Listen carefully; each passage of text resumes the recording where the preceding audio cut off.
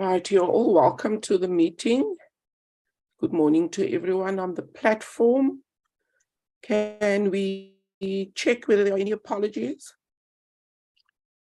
Chair, as I indicated, there's no apologies, Chair, at this stage. The EFF member, Ms. Luana, just joined us, Chair. Others may still join us. Good morning. Okay, good morning, Ms. Luana. Good morning, Chair.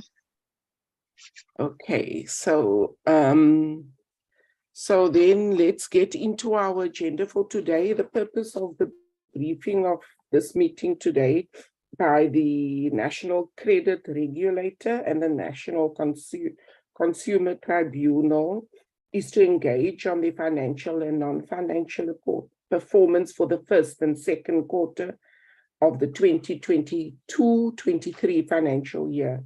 This is so that the committee can assess the performance of the National Department against its resource allocation in compliance with Section 5 of the Money Bills Amendment Procedure and Related Matters Act 9 of 2009. I saw the Deputy Minister Gina on the platform. Deputy Minister, can we hand over to you to introduce your team? Chair, before we should adopt the agenda, Chair. Oh, sorry, my apologies. I see Honorable Mbuyane, you are raising your hand to adopt the agenda.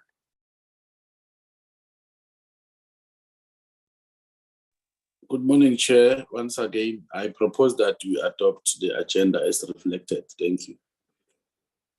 Thank you very much, Honorable Matse.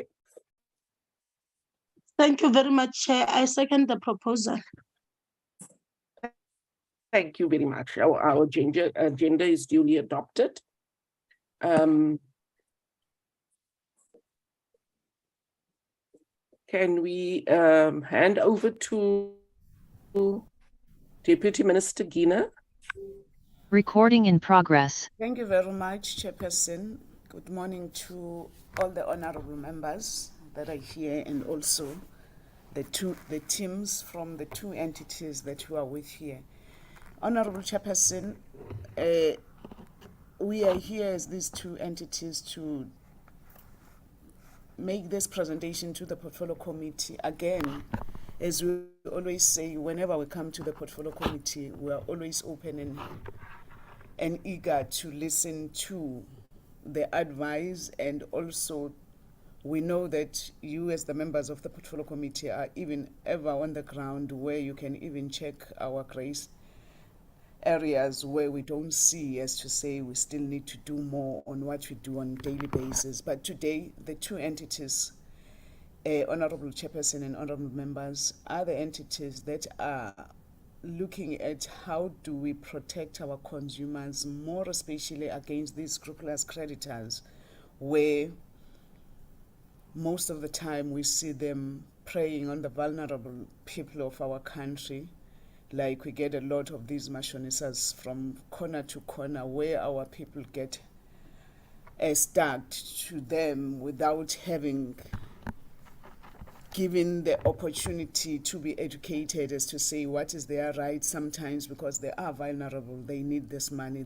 We find our people being tempted to get into these things that even harm their life worse. So today we are here to present to the committee as to say, what is it that we are doing? How far have we gone in making sure that we educate our people? What are the cases that we have seen? What are the targets that we have set for ourselves, the two entities, and how far are we, if ever we do have challenges, we share with the challenges with the committee so that you can even assist us as to say how best can we move forward in making sure that our consumers, our people out there, our communities are protected when it comes to this. I have, as you said, I will start by introducing the National Credit Regulator that is led by Mrs. Nomsa Motshegare, who is the CEO. And then we have got the NCT, the tribunal that will be led by the Executive Chairperson, Mr. Trevor Belly. They are going to be introducing the team and leaders in their presentation and where we are going to be taking the discussions from there. But also, Chairperson, can I be allowed that in the middle of the process, the proceeding today, can I be withdrawn from the meeting because we have to attend the physical compulsory executive committee meeting that will be taking place not far from now, 10:30. Then it won't be long. I will be coming back to join the meeting. But for now, let me introduce Mrs. UNOMSA to introduce her team, because as per the program is the national regulator, that is credit regulator, that is going to be starting. Then I can hand over to Mrs. NOMSA, Honorable Chairperson, if you allow me to do so. Yes, certainly, and we will excuse you to attend to your other responsibilities. Thank you very much, Deputy Minister. Over to you, Ms. Motshari. Good morning, Honorable Chairperson. Good morning, honorable members. I'm going to ask my PA Paulina to project the presentation so that I can also introduce my team. And thank you very much, Honorable Deputy Minister. Today, I'm with the Senior Legal Advisor, Ms. Ntopa Magoleho. I'm also with the Acting Company Secretary, Advocate Kidilati Lelehodi, Executive Senior Legal, I've already introduced the Executive Senior Legal Advisor, the Acting Manager, Risk and Audit, Ms. Lebogang Lamola, and the Acting Manager Finance, Ms. Tabile Mngadi. This is the team that is with me today. So perhaps I can start the presentation. Please, next slide. This is an overview of what I will be, or we will be covering in the presentation: the vision and mission, the legislative mandate of the NCR, the credit landscape as at 30th September 2022, quarter 1 and 2 non-financial performance. So I will start with the non-financial performance, progress on ministerial priorities, key challenges, case studies in our international or regional collaborations, and quarter 1 and 2 financial performance. Next slide, please. Honorable Mbuyani, can you mute, please? We hear you singing a beautiful song. Thank you. Continue, CEO. My apologies. Thank you, Honorable Chair. That is the vision and mission of the NCR, to promote the South African consumer credit market that is fair, transparent, accessible, and dynamic. And the mission is to support the social and economic advancement of South Africa by regulating for a fair and non-discriminatory market for access to consumer credit, and promoting responsible credit granting, use, and effective redress. Next slide, please.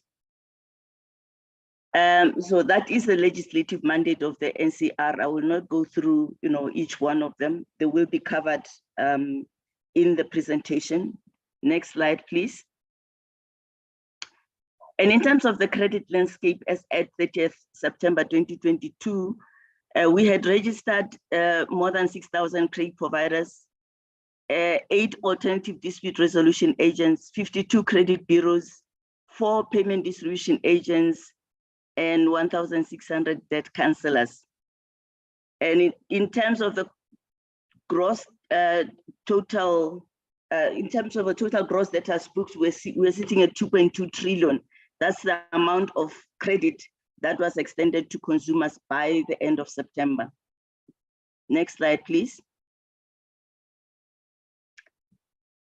And that is the credit that was granted for the quarter ended September 2022.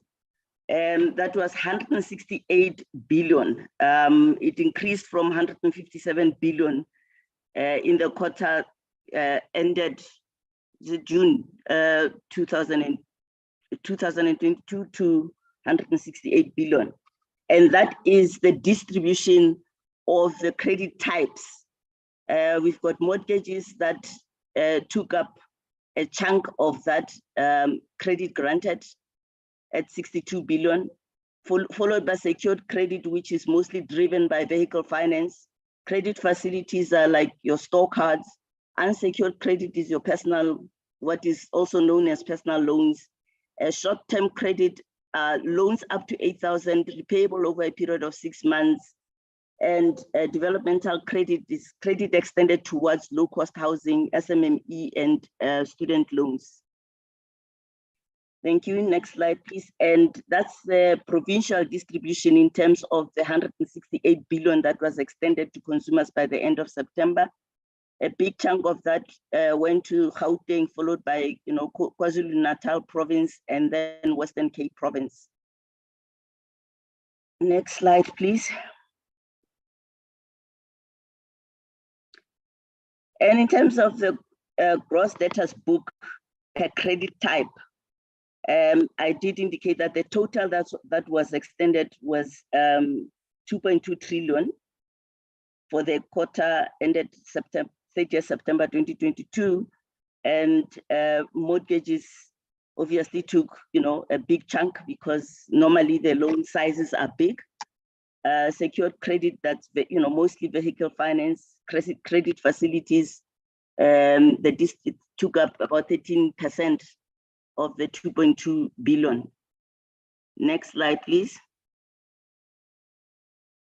And that is the debtors book per sector. So these are the kinds of entities that we have registered. We've got the banks, the retailers, non-bank vehicle financiers, and other credit providers. Other credit providers will also include pension-backed loans, for instance, people who are extended loans against their policies. Next slide, please. The summary of performance. This is the non-financial performance information. We had set a target of 11. We achieved 18%, 2 out of 11, exceeded targets 5 out of 11. And the total annual performance targets, it's 4 out of 11. And these are the targets that will only be able to measure at the end of the year.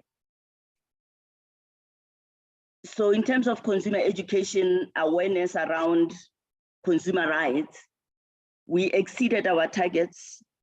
Our target for the 2 quarters was 345. We were able to achieve 912. And this is as a result of the additional invitations that we received for workshops, exhibitions, radio interviews, some of which are community radio stations where we are able to get weekly slots. And especially during the month of June, there were a lot of youth activities that were conducted. And I must also mention that most of these were done virtually. Next slide, please. And these are the consumer education and awareness activities. We conduct radio interviews, and as I indicated, some of these are community radio interviews, television interviews, workshops, exhibitions, webinars, media releases, and other articles. Next slide, please. We acquired a mobile unit that we launched in September, and we launched this mobile unit in Modelsprade community. And we've also been able to visit other areas, other provinces, including Cosmo City Multipurpose Center, the Pumulani Mall in Tembisa, Chuma Mall in Deep Sloot, Vryburg Taxi Rank, Riverwalk Taxi Rank in Potchefstroom. And we will continue to use it in other areas, especially in to rural areas, because that was the main purpose of acquiring this mobile unit. So for the first program, which is improved regulatory environment, we further conducted consumer awareness campaigns around specifically deceptive and unfair practices. This is in instances where, for instance, credit providers would put out adverts to say blacklisted consumers are welcome, that they don't conduct any credit checks. And we were able to conduct about 69. We were able to conduct 69 campaigns around that, just to alert consumers, to make them aware of these messages which are unlawful. Next slide, please. These are some of the campaigns. We conducted one in Bishop Lavis, together with the Office of the Consumer Protection in May 2022. Next slide, please. Another one during Women's Day in a church at Tulamahashe, Mpumalanga province in August. Next slide, please. This is just to give you examples of the workshops that we've been conducting. And these are the consumer education and awareness campaigns and activities per province and district municipality that were the municipalities that were covered in terms of conducting those workshops and other consumer education campaigns. Next slide, please. We continued with other provinces and district municipalities.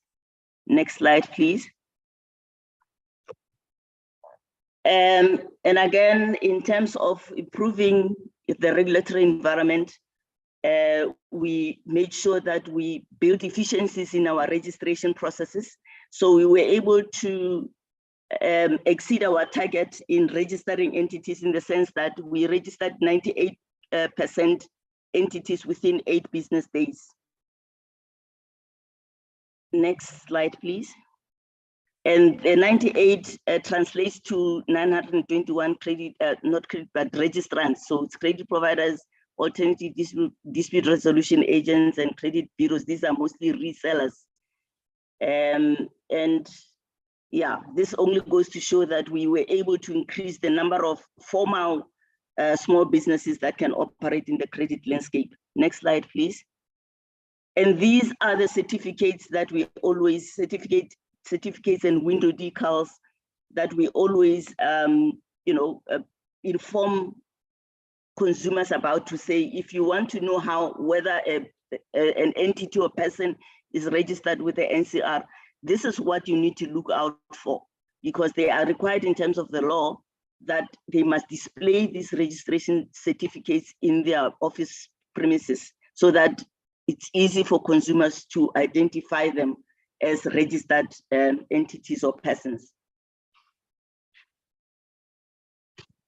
And these are the areas covered in terms of the credit providers, debt counselors, and credit bureau resellers that we registered. And this is per province and district municipality. Next slide, please. We conducted, in terms of enforcement of the National Credit Act, because this is the next program, we investigated 246 credit providers, and this is specifically to do with the total cost of credit. So this is in instances where we check to see whether credit providers are charging consumers above the prescribed maximums. And we were able to exceed our target because we educated or ran training workshops with our employees to get them to understand, what they need to look out for whenever they conduct these investigations. Next slide, please. Other investigations were around reckless lending. So we conducted 242 investigations. Again, this is also as a result of the fact that there was, staff improvement on product knowledge. And I must just make mention of the fact that in both investigations relating to the total cost of credit and reckless lending, we have already started, taking enforcement action. Even though the target for taking enforcement action is in the last quarter, but we have taken enforcement action in more than 50% of the cases in both areas already. Next slide, please. And these are the areas that were covered by the investigations that we conducted by province and district municipality. Next slide, please. We conducted raids in 6 provinces for various contraventions of the NCA, such as extending credit whilst not being registered, retention of prohibited consumer instruments, as you can see from the pictures. These are SASSA cards, bank cards, ID books, failure to conduct affordability assessments, which results in reckless lending being extended and overcharging, especially interest on the cost of credit. Next slide, please. So the NCR was involved in a joint venture with, because normally with these raids, we conduct them with, jointly with SASSA and, the police. In this particular instance, 31 suspects were arrested in Springs. Some of these were unregistered credit providers that retained consumer cards in respect of credit extended. Next slide, please.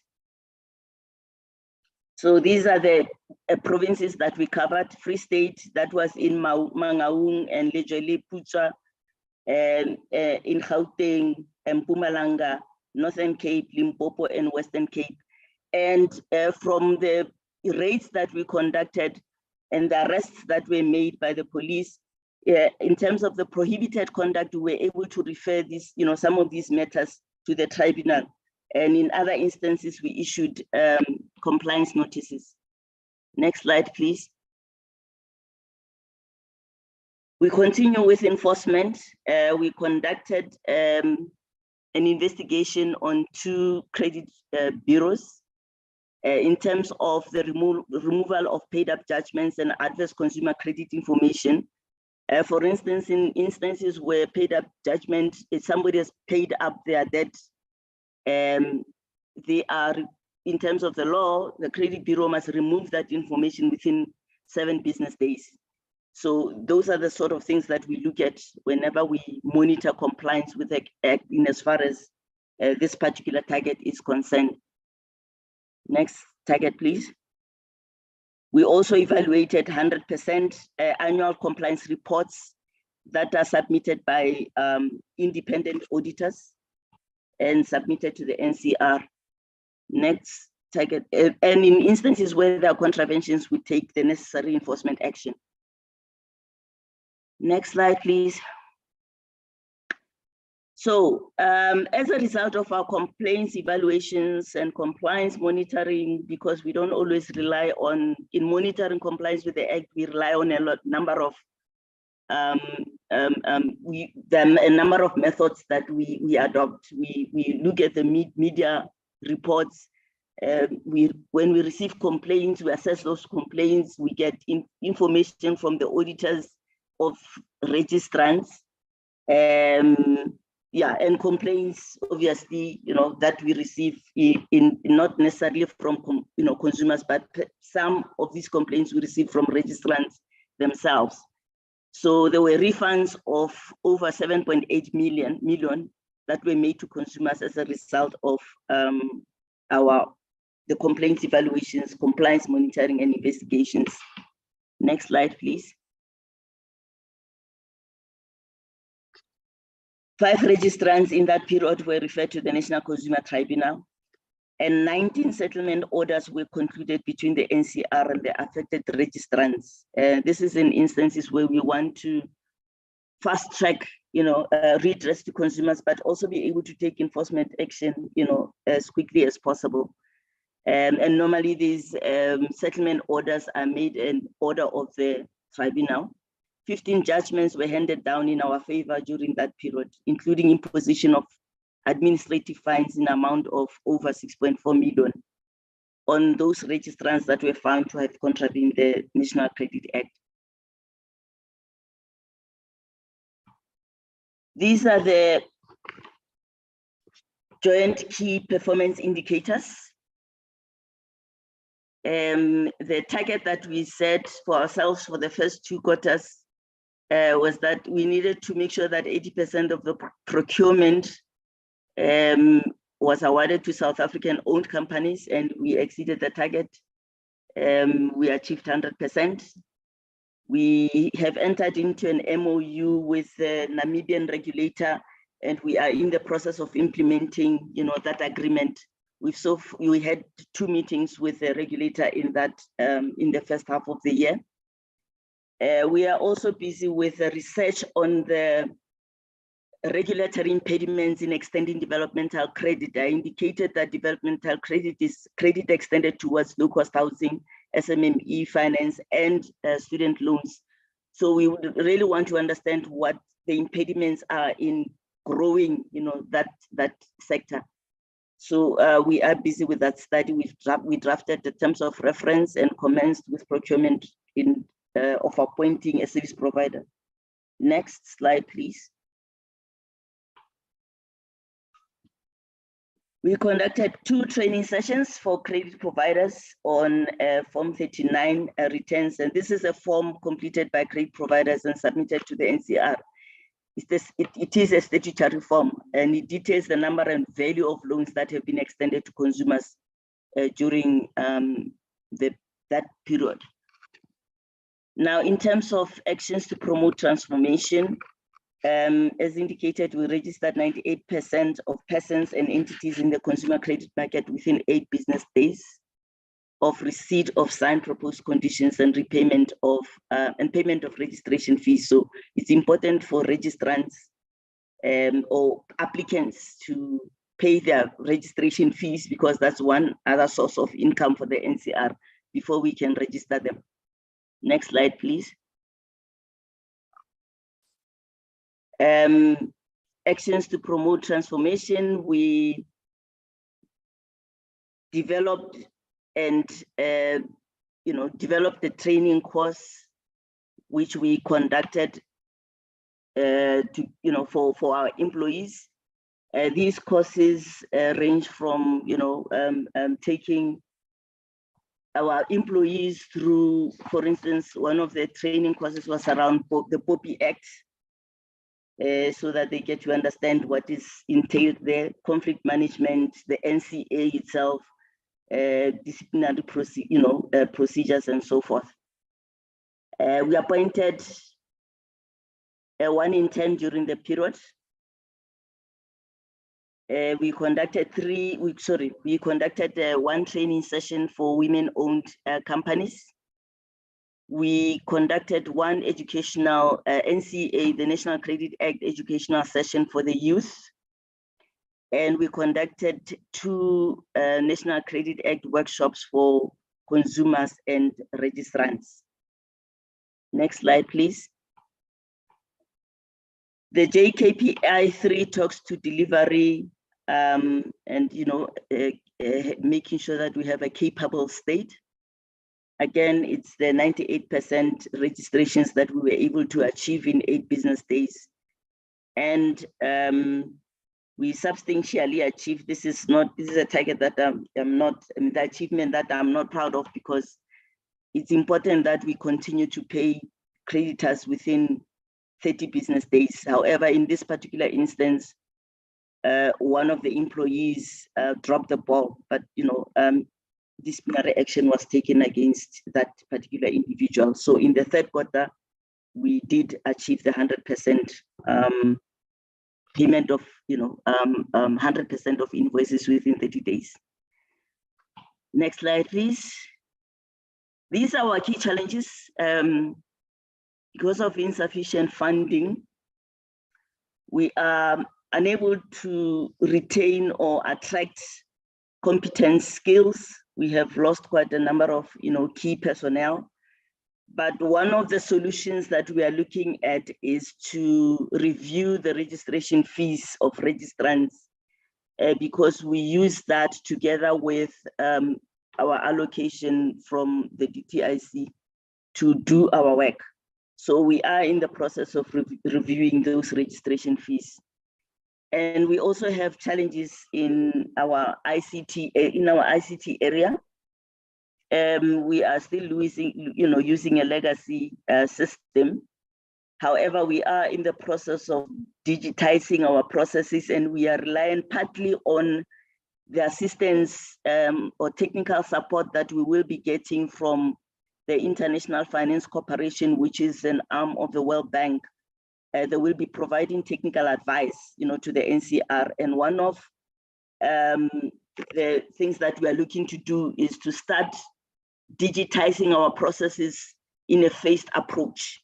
And as soon as we can get additional funding, we can speed that up. But that is one of our key challenges. Next slide, please. With your permission, Honorable Chair, I'm going to hand over to the Senior Legal Advisor to take us through the cases that were referred to the National Consumer Tribunal. Thank you. Thank you. Thank you very much, CEO. Thank you, CEO, and good morning, Chairperson and honorable members. As CEO has stated, whilst our target for taking enforcement action is measured at the end of the financial year, we have already commenced with taking enforcement action against entities that when we investigated, we found them to be non-compliant with the National Credit Act. In terms of the National Credit Act, the enforcement power that has been granted to the NCR is the NCR's ability to refer matters to the National Consumer Tribunal. When we refer matters to the National Consumer Tribunal, we request the National Consumer Tribunal to grant us various orders where we're dealing with registrants. We request the National Consumer Tribunal to cancel their registration.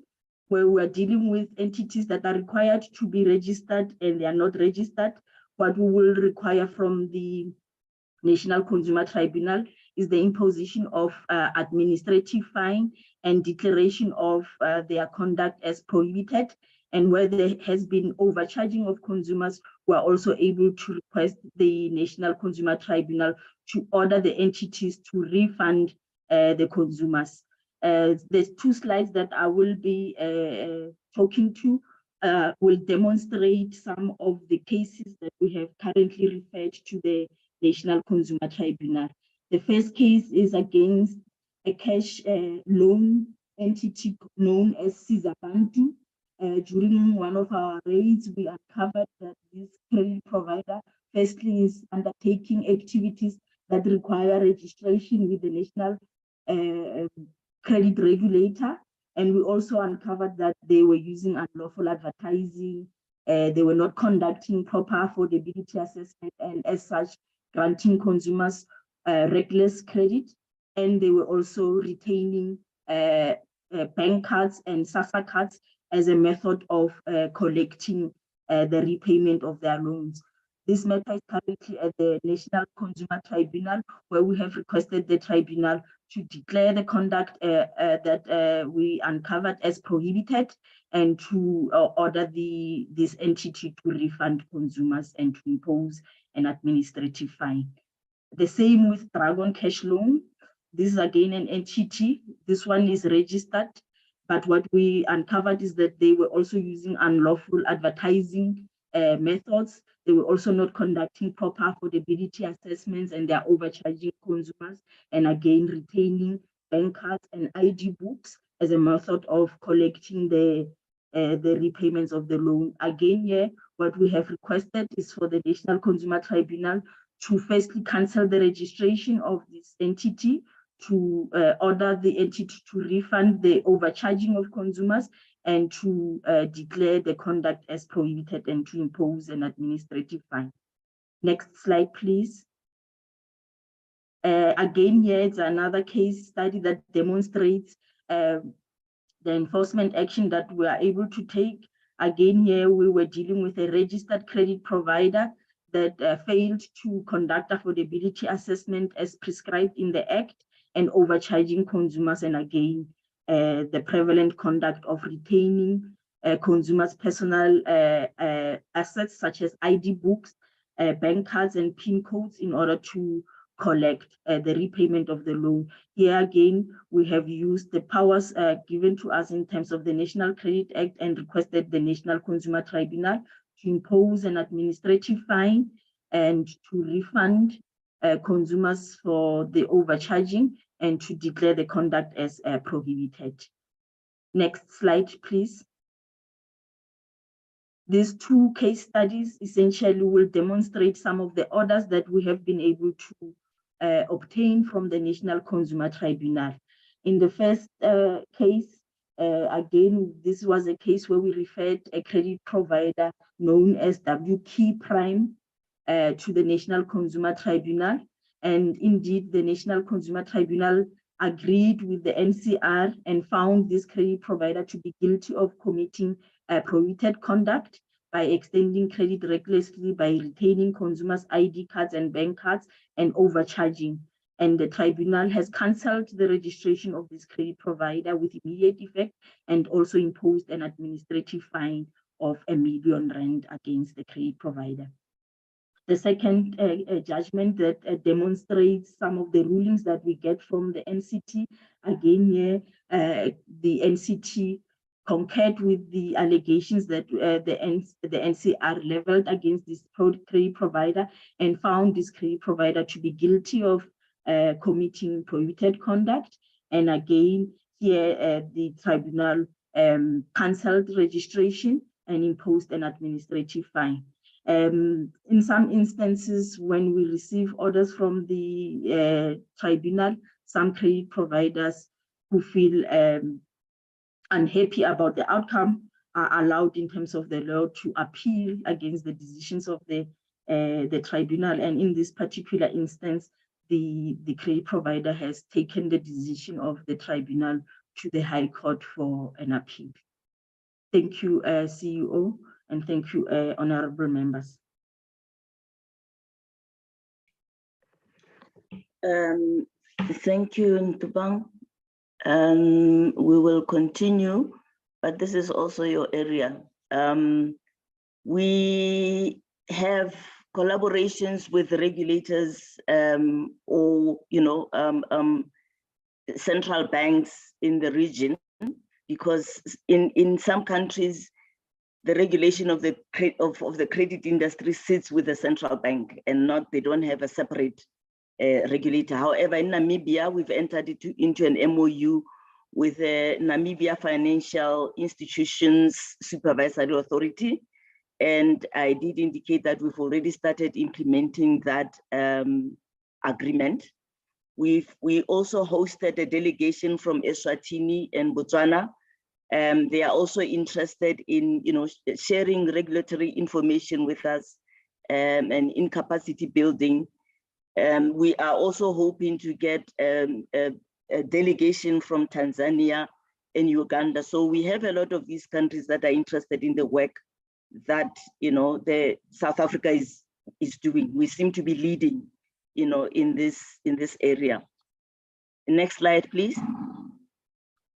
Yeah, that's the Bank of Botswana, who are doing a benchmarking visit. Next slide, please. So we also got them to meet with other key stakeholders in the industry, like the TransUnion Credit Bureau, because they were interested more in the regulation of credit bureaus. Next slide, please. Next slide, please. With your permission, Chair, I'm going to hand over to the Acting Finance Manager, Ms. Thabile Mgadi. Over to you, ma'am. Thank you so much, Mayor. Good morning to the Honorable Chairperson and Honorable members. I will be taking you through the financial information of National Credit Regulator. For the 2022-2023 financial year, we had a budget set aside of 147 million. That 147 million was then split into quarters in terms of how we are projecting that we are going to spend. And then we monitor it on a monthly basis versus the actual expenditure for each quarter. So I will take you through to quarter one and quarter two performance. For quarter one and quarter two, we had a budget of we had projected a budget spending of 135 for fee revenue for revenue. We had projected that we're going to receive 135 million, and the actual revenue that we received was 93, which resulted in an under collection, if I can put it like that, of 36 million, which is 27%. This was mainly due to some of our financial institutions, which are our registrants, who were closing branches. Therefore, when we prepared the budget for the money that we were going to receive as fee revenue, we had also projected including the branches. So when some of the branches were closing, so the actual collection then became less than what we had budgeted for. And some of the businesses did not recover from COVID-19 effects, lockdown, and as a result, some of the branches and businesses have closed, especially for the debt cancellers. And also another contributing factor that resulted in our actual income being less than what was projected was the DTIC second tranche of our grant that we were expecting to receive by September. We only received it in October. That also caused a difference in our revenue. Another contributing factor was interest received. Interest received is normally from our call deposits, the investments where we take our collection from the registrants as well as the DTIC grant. When we are not using it, we put it in the call account, so which then it generates interest for us. In this instance, because there was an under collection of fees from registrants, and also there was a delay in the DTIC grant that was received that was supposed to be received in the second quarter, that also resulted in the interest revenue that we received being less than what we had anticipated. Next slide, please. And then on the expenditure side, our actual expenditure was 61 million that was spent versus the budget that we had anticipated to spend of 74 million. This was mainly which resulted in 13.5 underspent. This was attributable to three main things. One of them was our personal cost, as the CEO has alluded in her presentation to say that NCR has a high vacancy rate, where as one of the key challenges that we have. So we've had a high vacancy rate, which is translating to the loss of valuable skilled workforce, as NCR is unable to provide a market-related salary increase for the past 3 years. This is all due to the budget constraint. Another factor was in our professional fees. There was a delay in the completion of specification for ICT professional services due to shortage of skilled staff that temporarily existed.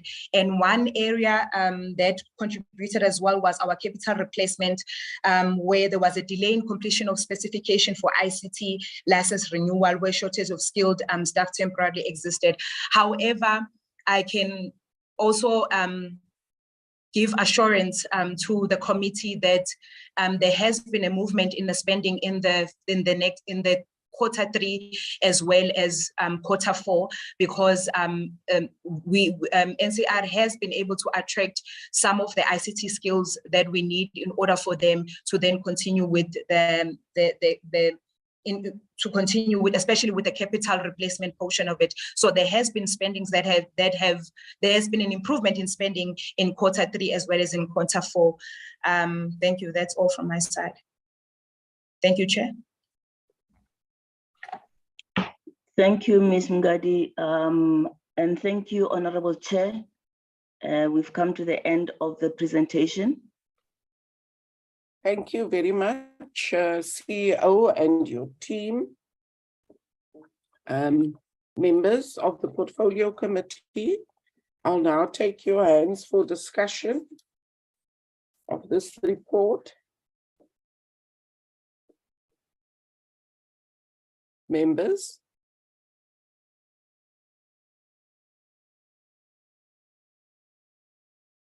Mr. Green Chair, Mr. Yeah. Cuthbert. Cuthbert. Those are the only hands we have so far. I think let's start. Honorable Thring.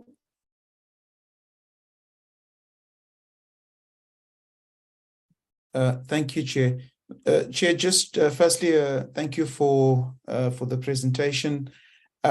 Just maybe 3 or 4 questions from my side. First, has been the concern about the acting positions in the introduction. We've seen that 3 of the 5 positions or officials that were introduced were actually acting positions. And that obviously is a concern when it carries over for a lengthy period of time. One can understand that if it's over a short period of time. So for how long have these individuals been acting? And what is the extended or the potential period where the acting positions are going to come to an end and where those particular positions will be filled? So I think the first is just with regards to the acting positions that we have seen. The second is with regards to the low targets that have been met. And because it went through quickly, I can't recall, but it was a fairly low figure that was given in terms of targets actually met. It was something, I think it was actually under 10% or so. And clearly where you have targets that are projected and in terms of your KPIs and your KPAs, and those particular targets are not met, it is a cause for concern. My third question would be with regards to the provinces where raids were actually conducted. And I think that that's important that this actually happens, just in terms of enforcement of regulations, because one of the challenges that we have to a large extent in our different departments is unenforced regulations. The regulations are there, but they are not enforced. Now, there were 3, I think, provinces that were not included in those raids. I think only 6 provinces were mentioned. So why were the other 3 provinces excluded? And then I think my final comment, Chair, would just be on the unspent budget for the first and second quarter. That's towards the end of the presentation. I think clearly where you have challenges with regards to capacity, where you have challenges with regards to acting officials, one would think that you would want to move budget to increase capacity and to ensure that where there are gaps, the budget is going to be used to actually close those gaps. So I'm not happy where we have unspent, budget is there, but it's not spent, particularly in the light of the unemployment and the challenges that we have in terms of capacity. Thank you, Chair. Thank you. Honorable Cuthbert. Thank you very much, Chair. Chair, if I heard the CFO correctly, and she spoke very fast, so I found it's a little bit difficult to keep up, but I understand that I myself talk fast, so I won't hold that against her. There seems to be a revenue generating problem, and it seems to have happened over a number of years, not just the 2 particular quarters that we are having a look at now during this meeting. What are the plans from the entity to actually improve revenue generation over a period of time? We know that the fiscus is obviously under severe strain, and in all likelihood, following the fiscal trajectory over the next couple of years, which is, to try and consolidate, money is going to become even tighter, and they can, be less reliant on grants from the DTRC. So what kind of initiatives have they put in place to generate further revenue so that they are able to pay, more competitive and market-related salaries to make sure that they have the necessary skills in place? Because this is a highly technical field, and if the requisite skills are in place, a number of things can go wrong. And I think it's important to make sure that an institution like this, which obviously has several powers as well as a key role to play in the provision and administration of credit across the country, is able to do so. So if I could please just get a little bit of, a picture as to how they plan on moving forward. Thank you. Thank you. Honorable Malamecha, and then Honorable Mbiyani. No, thanks, Chair. It's just 2 questions. One will be, let me start by, like, it's supposed to we welcome the report. It's very clear with some challenges, work in progress. Why was the transfer from the DTIC received less than anticipated? What is the impact of this on the NCR finances? Then the other one, Chair, what were the fees from the registrant? 2.6 million less than the budgeted over the observed period. Let me pause there, Chair.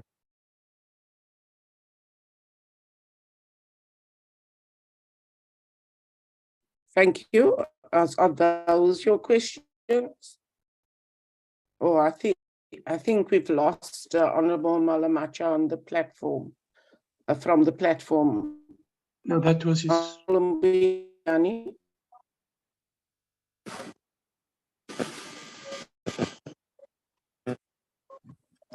Yeah, thank you very much, Chairperson, for the opportunity. Let me first acknowledge human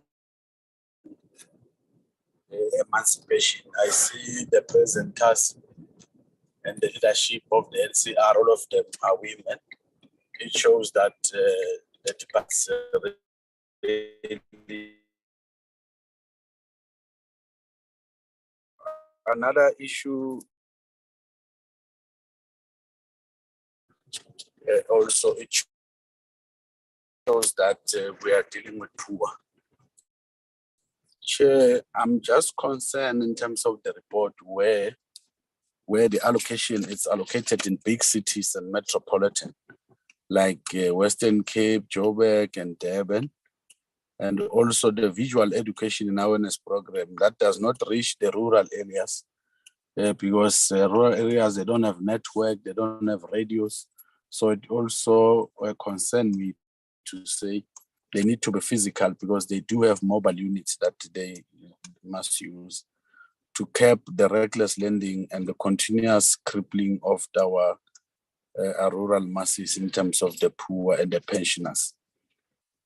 Also the JKPIs, Chairperson, I think I'm content with it because NAMIFSA from Namibia and also the engagement that they're doing with Eswatini, it shows that our policies in South Africa can also be recognized and be able to govern South Africa as a whole, as the Africa Continental Free Trade Agreement. Then, Chair, I think one of the issues is the implementation of the NCAA. I just want to check in terms of the implementation, whether are we intact or we are still lagging behind. Thank you very much for the opportunity, Chairperson. Thank you very much. Those are the only hands. CEO, I hand back to you. You can, you and your team can answer the questions raised by the members. Okay, thank you, Honorable Chair, and thank you, Honorable Members, for those questions. I may have missed one, but I'm hoping my team members have captured the one that I missed from Honorable Malemacha. Okay, in terms of acting positions, we've got one advocate, Kidilati Lelohodi, who is the acting company secretary, is acting because the company secretary has taken leave of absence. He's not well, so he's been given time to go and, to fully recuperate, but he will be back. And the two other ladies have been acting for about 6 months. They've been with NCR for quite a while, but we felt we needed to give them an opportunity to grow, as individuals, whilst contributing towards, or at least contributing to the operations of the NCR. And the position, I'm aware that the position of the acting finance manager, for instance, for the finance manager position, that advert is out. We will be shortlisting soon. And in terms of the low targets that we may have set for ourselves, where, for instance, we were able to exceed targets, for instance, in the education target, we realized that we were doing a lot more than what we set our target, in terms of where we set our targets, and we have since written to the DTIC to ask that we review our targets up so that we can do more. But I've always said to the team that even if we have set these targets and we are able to achieve them, we must still continue, to do the work. We mustn't stop because the targets have been achieved. We do realize that some of those targets may have been set low because we were basing that on the previous years. And the unspent for Q1 and Q2 is mainly around, ICT, equipment and professional fees. And that was as a result of the fact that, as the acting finance manager indicated, we did not have capacity. We have since been able to appoint, we did not have an ICT manager. We struggled for some time. We managed to get to recruit an ICT manager who started work in August 2022, which was towards the end of the second quarter. We managed to get a supervisor in ICT. I think he also started in this quarter, if I'm not mistaken. So we really had serious challenges in that area. Our ICT personnel normally don't last because NCR, as she indicated, is not able to pay people well. And that ICT personnel, ICT people are highly mobile. They will jump to the next company that can offer them more. And we are hoping that with the people that we now have in the ICT unit, that they will be able to stay longer. Around how we intend to improve or generate additional revenue is that we are busy reviewing the registration fees. What we have also entered into a cooperative agreement with the IFC, the International Finance Corporation, which is going to assist with the technical support which we would ordinarily pay for. But we don't have to do that now that we will be getting technical support from them, especially in terms of digitizing our processes within the NCR.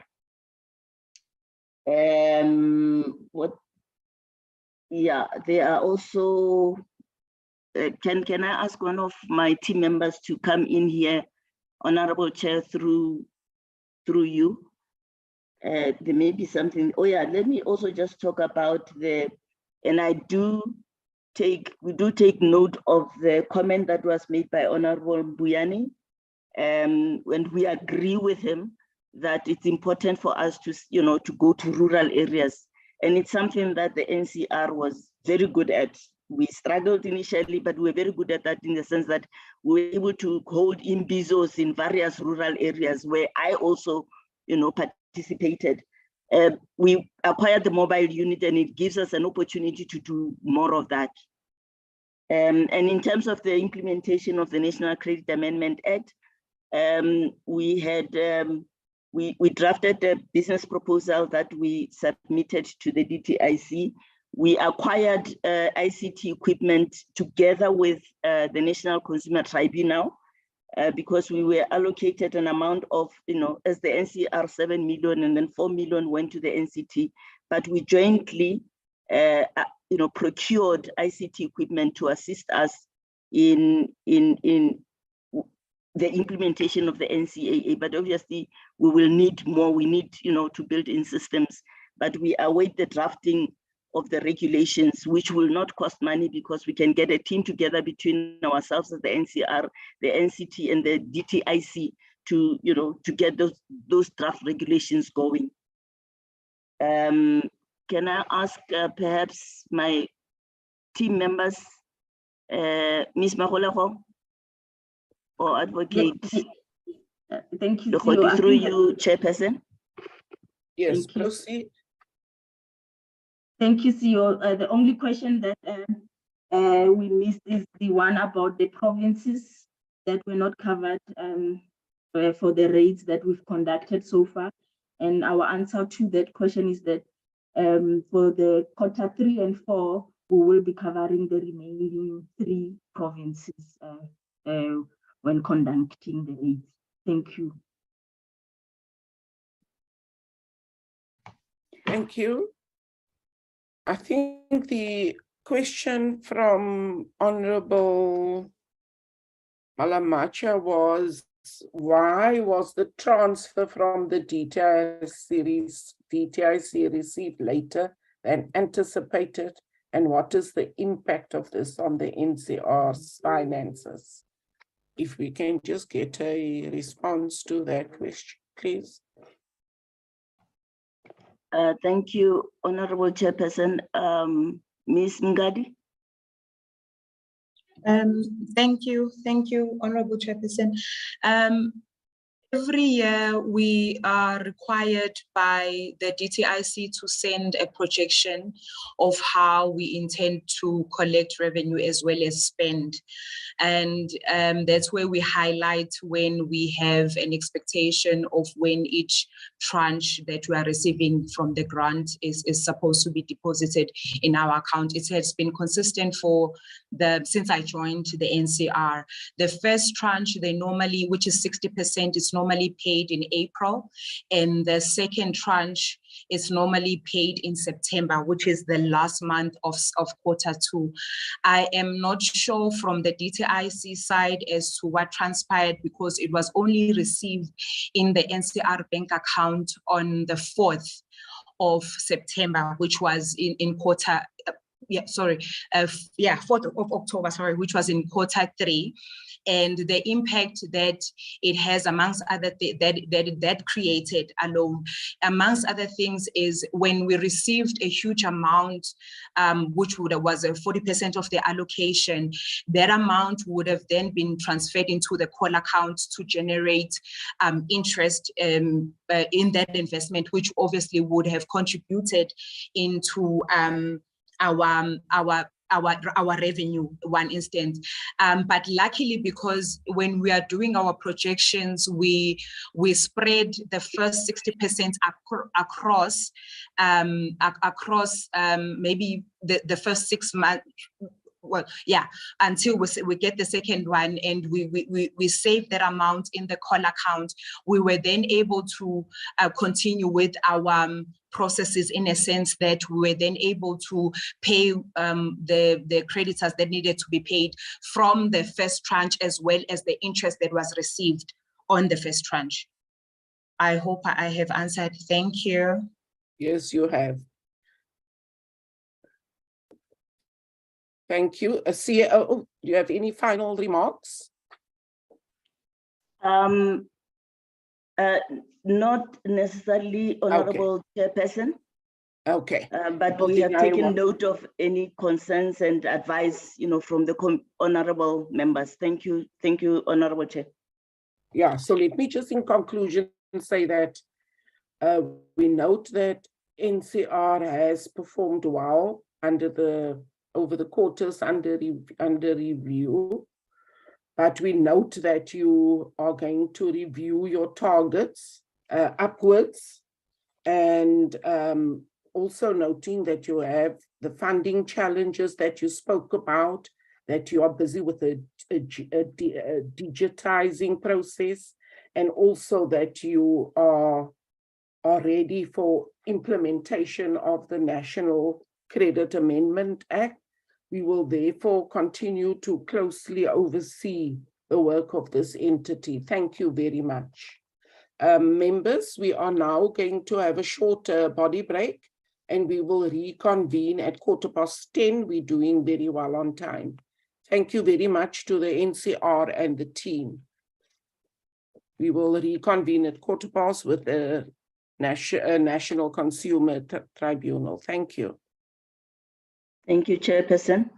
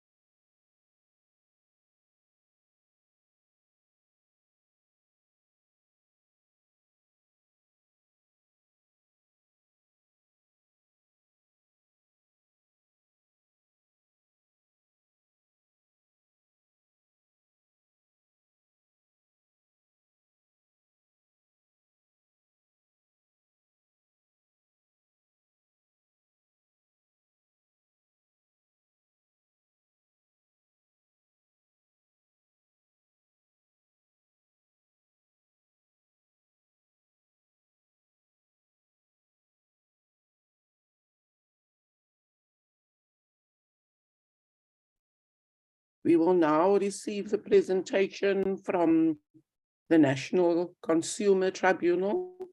Can I hand over to Mr. Bailey, the Executive Chair, to introduce his team and proceed with the presentation. Thank you.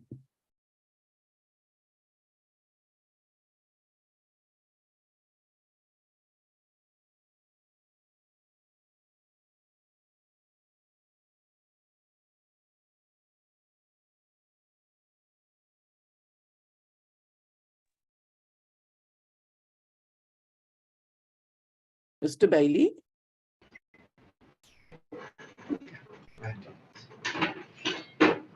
Are you able to hear me? I can hear you, yes. Ah, good. Is that Ms. Koza? Or is that Mr. Bailey? Yes, indeed it is. Okay. Proceed, please. Yes. Good morning, Honourable Deputy Minister, Honourable Chairperson and members of the committee. It's a privilege today for the NCT to come before the committee and present its work to you for quarters 1 and quarters 2. We are grateful for that opportunity. There's been a changing of the guard of the NCT, and that in June last year the tribunal members' terms came to an end. I am the new chairperson of or the new executive chairperson of the NCT. Since you would last have been addressed, there's also been some change in our executive committee, and it is also my privilege today to introduce the members of the executive committee to you. I'm going to just start with our Chief Operating Officer, as Mr. Gijimani Gardner, and I've asked him just to bring himself to the screen, and you see him now. We're also pleased to have back with us our Chief Financial Officer, Mr. Ahmed Miller, who had been seconded elsewhere within the DTIC group of entities. In addition, we have a recently appointed corporate services executive, her name is Vasanti Srinivasan, who is now also on the screen. In addition, we have with us our acting Chief Information Officer, Mr. Zach Malametse. He commenced acting towards the end of quarter 3, and we're expecting an appointment before the month is at an end. And finally, or last but not least, we have with us today one of our full-time members, Ms. Hazel Alwa, who has a long history within the DTIC and is a stalwart of the National Consumer Tribunal. The group that I've introduced to you this morning acts as a collective. We take the view that no one is more important than the other, that we all have a meaningful contribution to make, doing different things with different consequences. With that in mind, we've decided this morning to take a team approach in the presentation of our work. And at this point, I'm now going to just ask Ms. Srinivasan to get us underway. Thank you very much.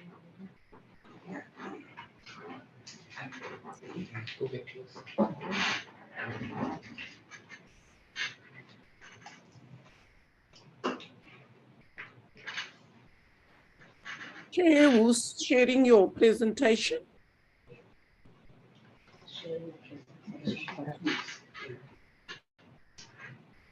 Yes, we are sharing that presentation. Are you able to see the presentation as we speak, Chair? I don't see it yet. Ms. Koza is supposed to share the presentation according to. She's been made co-host, Chair. Ms. Koza, are you able to share the presentation? She's supposed to share.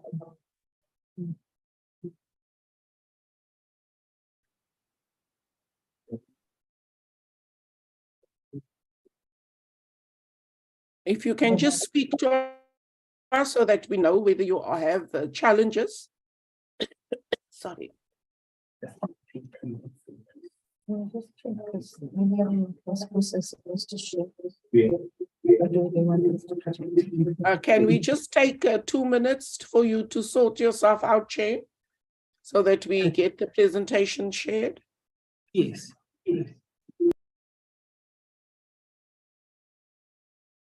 We're sharing now on our screen. Are you able to see it?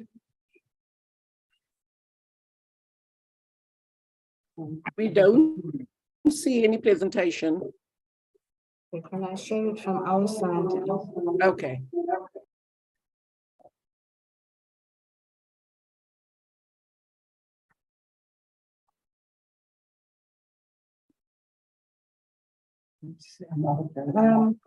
Good morning, Chair. Apologies. We seem to have been disabled to share our screen. And I'm not Yes, sure. it must be the person who's been made co-host, which is Ms. Koza. Okay, there you are, co-host now. You can proceed.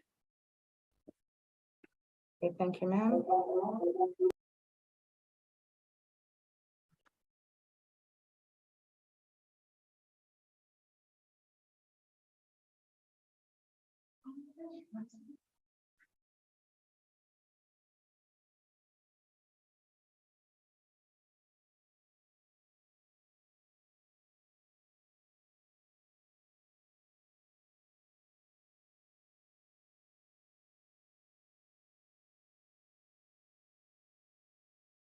Okay, my team has started sharing the presentation.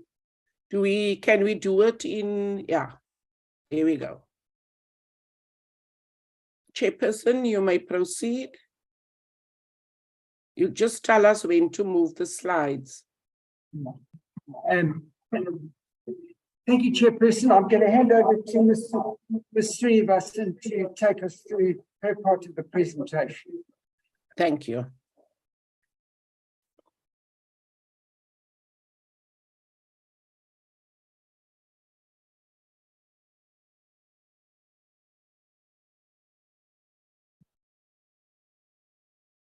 We cannot hear you. You are muted. Good morning. That's better.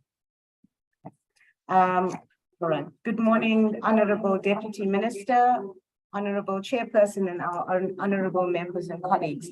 If I may request, can we go through to the next page, please, so we get straight into the presentation? In terms of the first slide. Sorry, just hold on. Can we ask the other people in the room to mute their mics? Because we're getting feedback as you're speaking, so that yours is the only mic that's on. Thank you.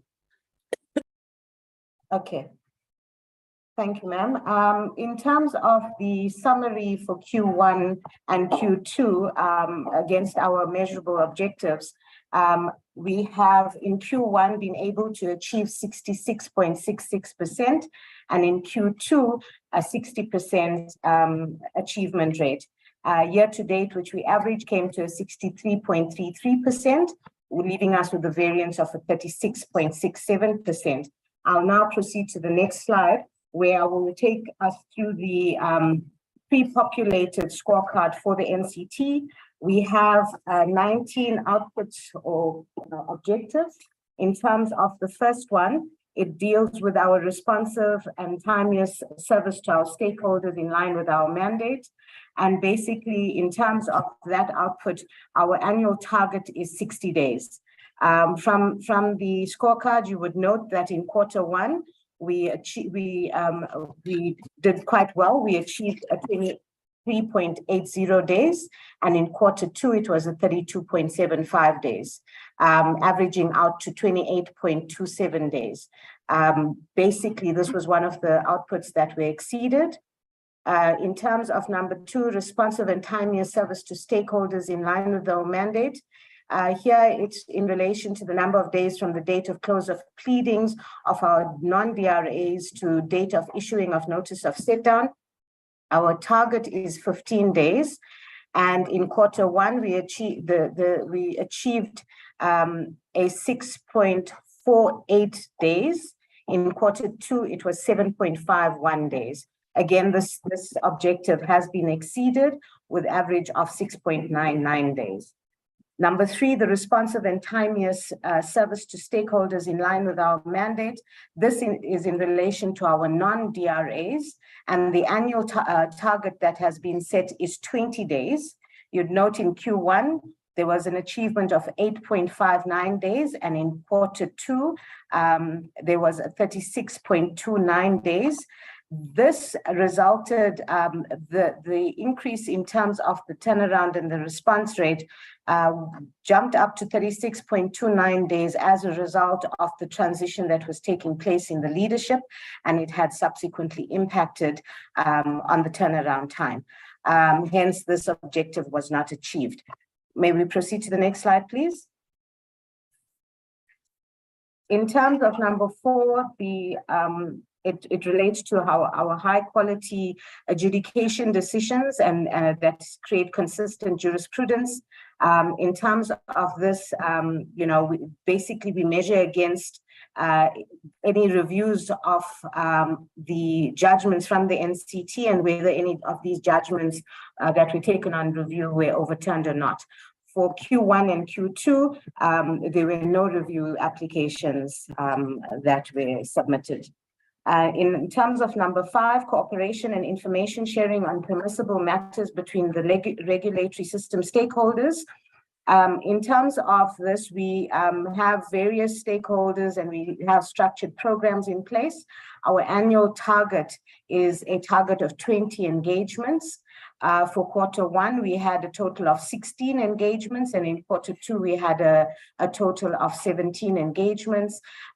So this objective was equally achieved and actually exceeded.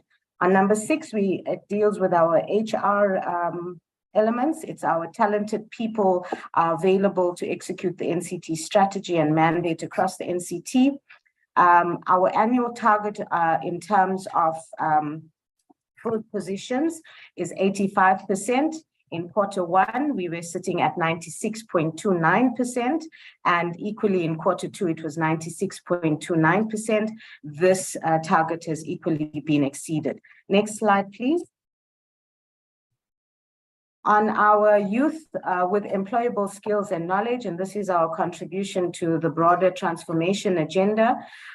This is an annual target that has been set. So for Q1 and Q2, there was, in terms of reporting, it's given that it's an annual target, we're in the process of finalizing 8 new candidates. Safe to say, honorable members, that in the previous year, where we had also equally undertaken to employ 8 interns, out of the 8, we were able to employ 6, and 2 of the members were then subsequently absorbed into other organizations. So it's quite pleasing for us to see that we are able to contribute to employable youth who are being absorbed into the economic hub. In terms of number 8, to participate and export knowledge and know-how to the Africa Dialogue. This target is set at 4. In terms of Q1 and Q2, there were no sessions that were held with Africa Dialogue, and hence this was not achieved. Can we move to the next slide, please? In terms of the NCT and our ICT platform, I think this is quite critical to the organization because we've moved to a virtual platform, predominantly a virtual platform at this stage. So in terms of number 9, ensuring a stable ICT enterprise architecture, and this relates to the percentage of system availability during business hours. The target that's set annually is 98%. In Q1, the achievement was 98.84%. In Q2, it was 92.23%.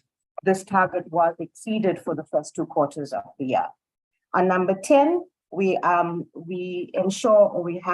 objective is to ensure a safe and secure ICT enterprise architecture. So in terms of this, it's the percentage of identified CMS mission critical systems and user guide components are fully documented. In terms of this, the annual target is 100%. For Q1, it was not applicable. In Q2, the target was 100%, and this was accordingly achieved. If we may move to the next slide, please. Following on, in terms of the safe and secure ICT enterprise architecture, equally there's security assessments that are to be implemented. Again, in terms of the target, there's two. One is an internal and one is an external.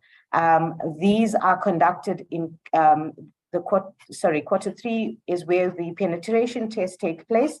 So therefore, this was not applicable for Q1 and Q2. On number 12, the optimal use of our financial resources.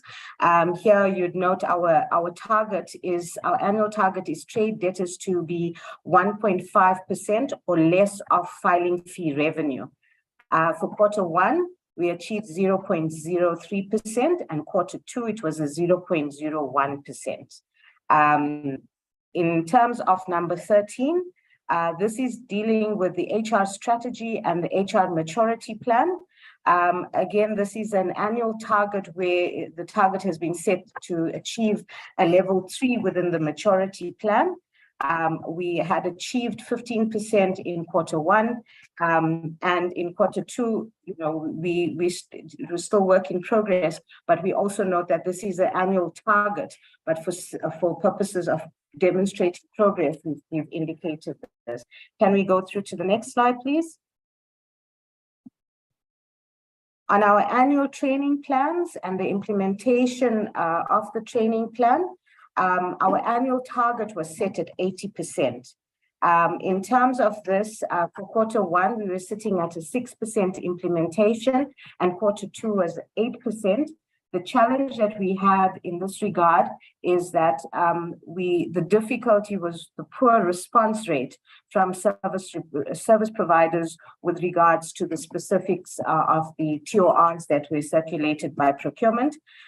Safe to say, Madam Chair, that post Q2, you will see in subsequent presentations there has been significant progress made on this item. In terms of number 15, the implementation of the NCT-BEE plan, the annual target is set at 80%. For Q1, we achieved a 40%, and in Q2, it's a 20%. This is an annual target, it's ongoing, and we continue to ensure that we track against and we monitor the implementation of the implementation plan itself. If we may proceed to the next slide, please. In terms of our communication strategy and the implementation thereof, we've set a target of 100%. In Q1, we achieved 99%, and in Q2, it was a 94.11%. In terms of this, there's a variance of 3.45%, which was not achieved. And part of the reason for this is that there were technical challenges with our YouTube platform, more particularly not the platform, but the development of our videos. This has subsequently been addressed, and in future reports, we'll see an improvement on this element. On number 17, dealing with our compliance and the compliance checklist. So from a percentage compliance perspective, our target is 100%. In Q1, we sat at 99%, and in Q2, 98.32%. The reason for the variance is the issue around POPIA and PIA manuals are required to be published in 2 official languages. At this stage, the NCT only has it in 1 language. This is work in progress that is currently being attended to. On our risk register and ensuring that it's reviewed, the target is 100%, and that we have agreed mitigation plans that are implemented. We have achieved the targets of 100% in Q1 and Q2. Next page, please. Then the last element is in terms of the identified mission critical ICT components and applications. This is in relation to the National Credit Amendment Act and our systems that are to be deployed. For both Q1 and Q2, these were not applicable, and the reason for this is that the rules and the regulations have not yet been gazetted. We are mindful that there is a presentation taking place on the 14th of March to provide a progress update in relation to this. And I think the executive chair could speak to this probably towards the end of the presentation if there's further questions or further aspects to be deliberated, Madam Chair. Then if we may proceed to the next slide, please. So this slide basically is a summary of what I've just taken you through, the detail of what I've just taken you through on. So we've achieved 19 out of 30 objectives.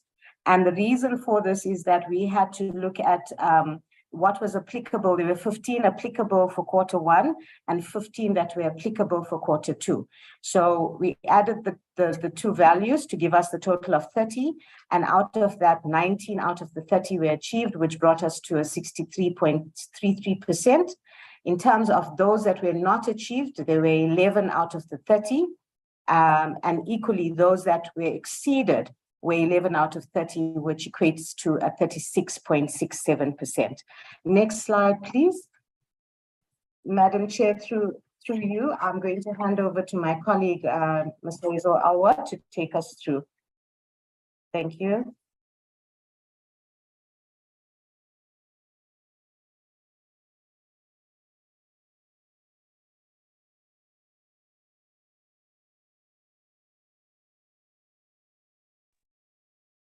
Chairperson, who's continuing with the presentation?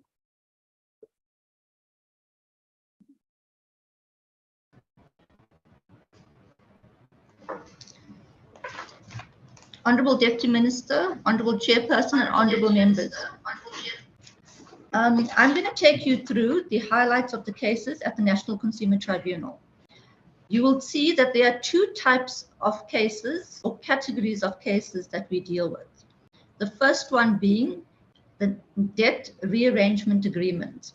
I'd like to just explain what that means in terms of the tribunal.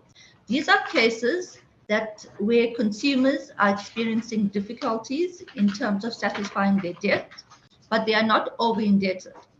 These consumers then approach the debt counselors to have their debt rearranged.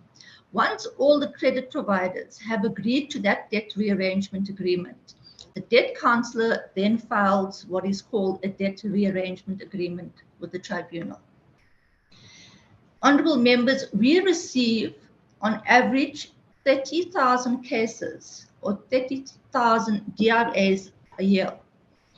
We have on average a turnaround time of 29 days. In 2015, our turnaround time was 79 days to finalize a debt rearrangement agreement. We have therefore increased our turnaround time from then to now by 144%. This has mainly been due to the implementation of a case management system.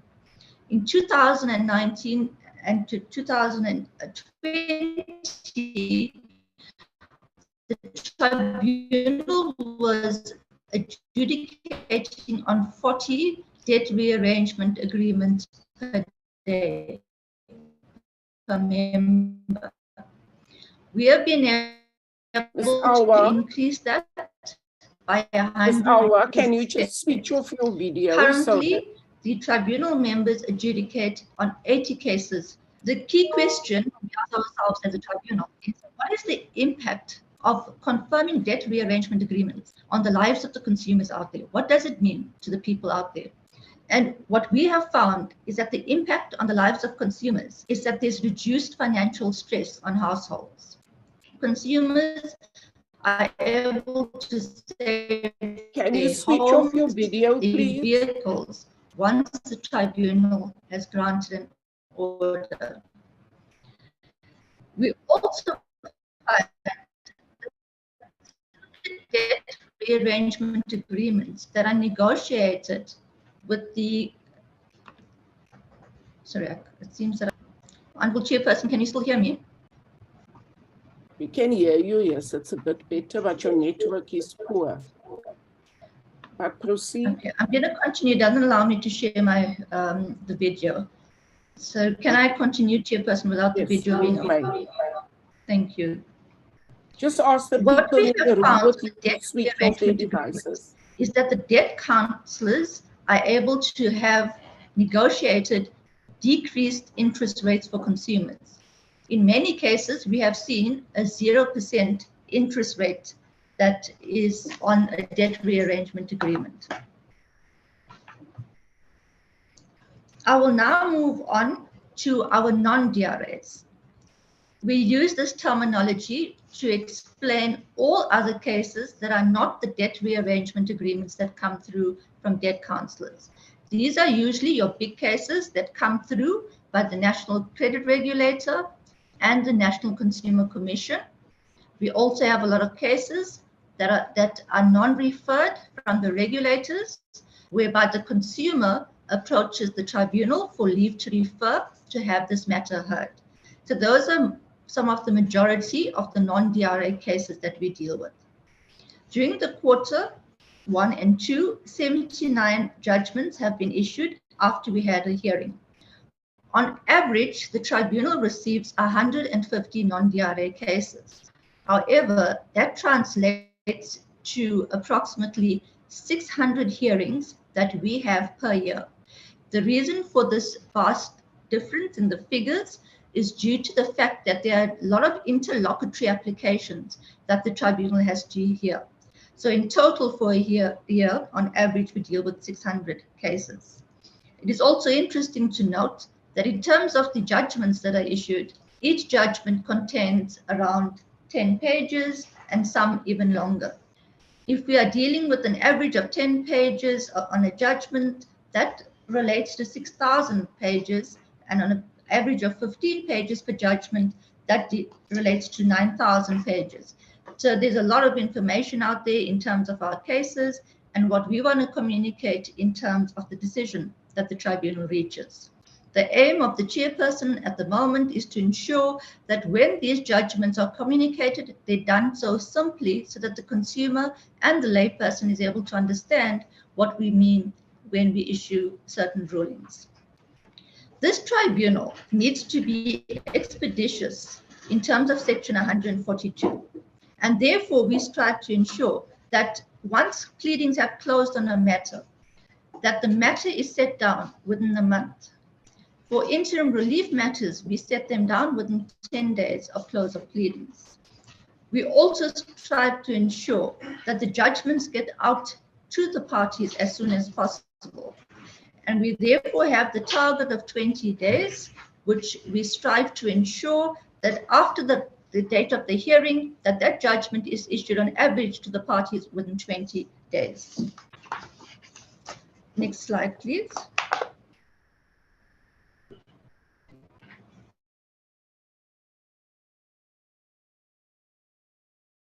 That we've dealt with and the orders that we've issued.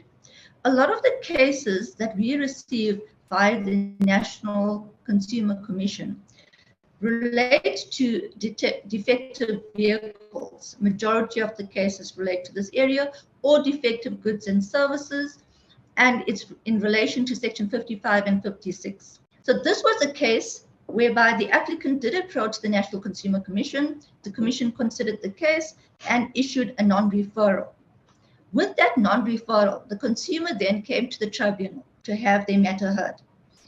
This case related to a Ford Fiesta being purchased by the applicant to the value of 70,000 Rand.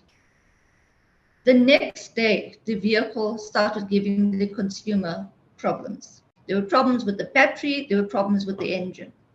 The respondent refused the refund to the purchase price and refused to accept a return of the vehicle. The tribunal found that the conduct of the respondent was actually prohibited in terms of the Consumer Protection Act. And the tribunal ordered a refund of the vehicle for the full purchase price. And this was done within defective issues around this vehicle were within 6 months. It was then in terms of section 55-56 that the tribunal had the power to order this refund. Next slide, please. In the Swazi versus the Macro SA matter, this related to a defective fridge. The matter was also non-referred by the National Consumer Commission, and the tribunal brought this case to be heard by the tribunal. The applicant purchased a fridge, and on the same day, she noticed that there was a dent on the product and there were certain functions that were not operating. The respondent's approach was, after inspecting the fridge, was to say that it was the consumer who had actually damaged the fridge or may have dropped it. The tribunal, after considering the evidence before it, found that the fridge was damaged and that it was also defective. And this defect was brought to the attention of the respondent within the 6-month period and brought to this tribunal within the 6-month period. The tribunal then ordered that the applicant was entitled to a full refund of the purchase price of 11,499, and that is what was refunded to the consumer as an order made by the tribunal. Next slide, please. On case study number 3, the Lobo versus Toyota Randburg, this also related to repairs done on a vehicle, which ensured that there was also defects that were picked up. The applicant sought a refund, and the tribunal found that the respondent supplied a defective vehicle to the applicant and ordered a refund of 262,000. The tribunal also issued a certificate so that the applicant could approach the High Court for any further damages that he wanted to claim. Next slide.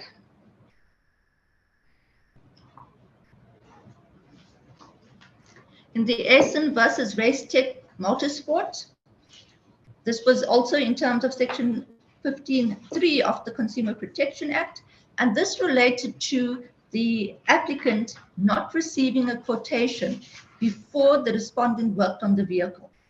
And the tribunal ordered the respondent to return the vehicle to the applicant, fully assembled and in the condition that the applicant left the vehicle with the respondent at no additional cost to the applicant. Next slide. I think there's a slide that's missing, and I'll talk to it. This relates to the case studies around the National Credit Regulator versus Cheeseware Trading Enterprise. I'll talk on this slide. I see it's not part of this presentation, but if you will allow me, Honorable Chairperson, can I talk on I've got 3 case studies around the National Credit Regulator. Yes, please take us through that. Okay. So on this case, the National Credit Regulator, the applicant sought to deregister the respondent as a credit provider after an investigation was initiated through an anonymous tip-off. And what was found is that the respondent was taking the consumer's instruments such as ID documents, SASSA cards, bank cards, and they were enforcing the credit agreements through these mechanisms. It was also discovered that there was excessive interest rates charged. And what the tribunal finds is that consumers are charged on short-term loans up to 30% interest per month, whereas in terms of the Act, they're only allowed to charge 5% per month, and on consecutive loans, 3%. The tribunal in this instance found that the respondent's actions constituted prohibited conduct, and the respondent's credit agreements with the consumers in the sample files that were brought before this tribunal were declared reckless credit lending. The respondent's registration as a credit provider was therefore cancelled, and the tribunal imposed a fine of 150,000 on the respondent. There's another interesting element that has come through. The tribunal has ordered in many instances that the respondents conduct and appoint an independent auditor to assess the extent to which the respondent has granted credit recklessly. And that audit normally needs to be completed within 30 days. And a refund put forward or paid back to consumers that were overcharged on interest or any charges in terms of the act that were not allowed. Now, the tribunal has been making these audits in quite a few matters. And in the NCR versus DATWIP matter, the matter was taken to the Supreme Court of Appeal because the respondent felt that the tribunal did not have the power to make an order that an independent audit be conducted. And the Supreme Court of Appeal indicated that no, the tribunal does have this power, and it upheld our decision. In the DATWIP matter, what was also interesting is in a lot of the cases that come before the tribunal, the parties normally raise the issue that that there was no reasonable suspicion on which the matter was brought forward. And the DATWIP matter actually lowered the bar in terms of what is required for a reasonable suspicion. The next slide that we had considered was a case study relating to the National Credit Regulator versus prime cash loans. This was already dealt with by the regulator, so I will not repeat the issues raised here. The case study number 7 is NCR versus Masadi Trading Enterprise. Here, the applicant, the National Credit Regulator, sought to deregister the respondent based on an investigation that was conducted. And what was shown was that there wasn't proper affordability assessments done. There were unlawful provisions in the credit agreements and an excess charge on fees. The tribunal found that the contraventions warranted a deregistration and an administrative penalty of 100,000. And the tribunal also highlighted in their judgment the fact that these contraventions have affected the most vulnerable consumers. And this is the impact that it has on the lives of consumers. Thank you, Honorable Chairperson. My next colleague, Zach, who is Acting ICT Manager, will deal with the rest of the issues. Thank you. Thank you very much, Ms. Alva. Good morning, Honorable Chairperson, members of the committee, as well as everybody in this meeting today. Before I speak to the slides, I just want to say as NCT, we pride ourselves in being leaders in terms of innovation. Within, we are basically leaders in innovation within the adjudication space. We align our strategies to the global shift towards the 4IR, as well as adoption of technology as a driver in our processes. But by prioritizing digitization, automation, as well as leveraging our data within our systems. We also pride ourselves by the fact that as a tribunal, we continue to share our innovation ideas, knowledge, and to assist our sister entities within the DTIC. During the COVID pandemic, the tribunal did not have a single day of work. In fact, we didn't lose rather a single day of work through our innovations. We seamlessly actually transitioned into adjudicating our debt rearrangement agreement online via our flagship CMS system. And we also continue to hold hearings via Teams as well as Zoom. And we also have to say that through the ICT innovations, we have seemed to have significant cost savings during our adjudication processes.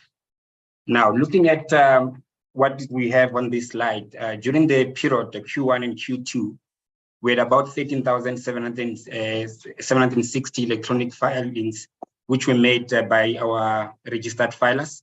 And we continue to see an increase in these numbers. On average, we're looking on a month plus or minus 6,000. Then looking at our registered e-filers through the case management system, the numbers at the moment are standing at about, during this reporting period, Q1 and Q2, we're standing at 761. And we see that there is a continuation, a steady, a uptake of our system. On average, per month, we're looking at about 20 to 25 new account users.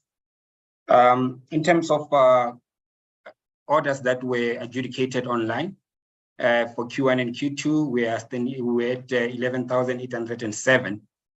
This should translate on an average per month of plus or minus 2,000 granted orders, and very minimal refusals. I think when we last checked for Q1 and Q2, we're at about 250 refusals on that.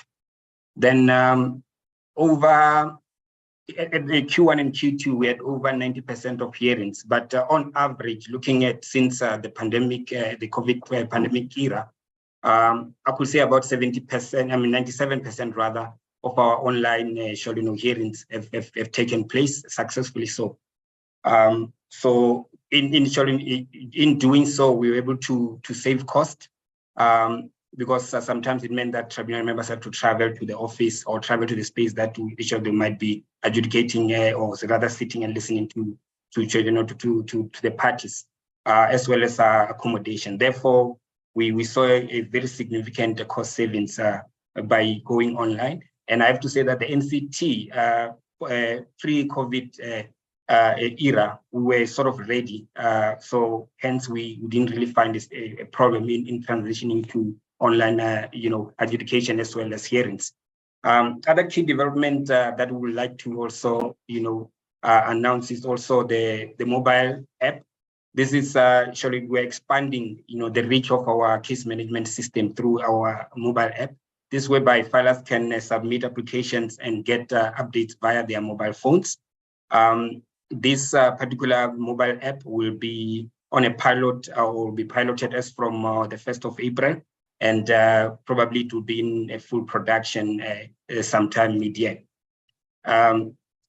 Then another innovation that we're also working on is on the e-pass payment gateway, which will now eliminate the filers mistakenly entering wrong payment reference numbers, which at the moment we have to manually, check on a daily basis to make sure that, everybody who has put in, or put in an application, and there is a right deduction happening on their account. You can go to the next slide. Thanks. And on this slide, we are basically projecting all our business applications, systems. On average, our systems are always above 98%. Our threshold, as Advocate has alluded earlier, it's 98%.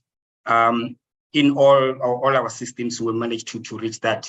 Q1, Q2, we had just a minor issue with, as you can see there's a VIP ESS, which was also sorted. But having mentioned that, we are in the process of changing the system, or we should, in fact, we are in the process of implementing a new HR as well as financial integrated system.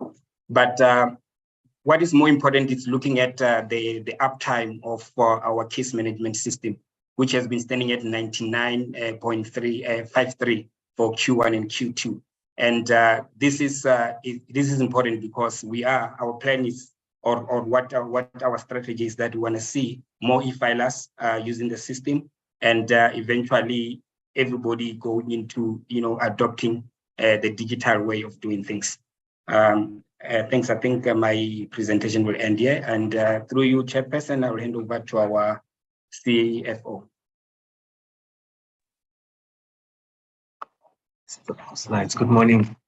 Good morning, Honorable Chairperson and Honorable Members. My name is Ahmed Mullah, and I am the Chief Financial Officer of the NCT. As it was with my colleague Hazel, I think there's some slides that have been omitted from here. However, I'll be brief and I'll be in detail. I'll take you through what the message I wanted to express to you today.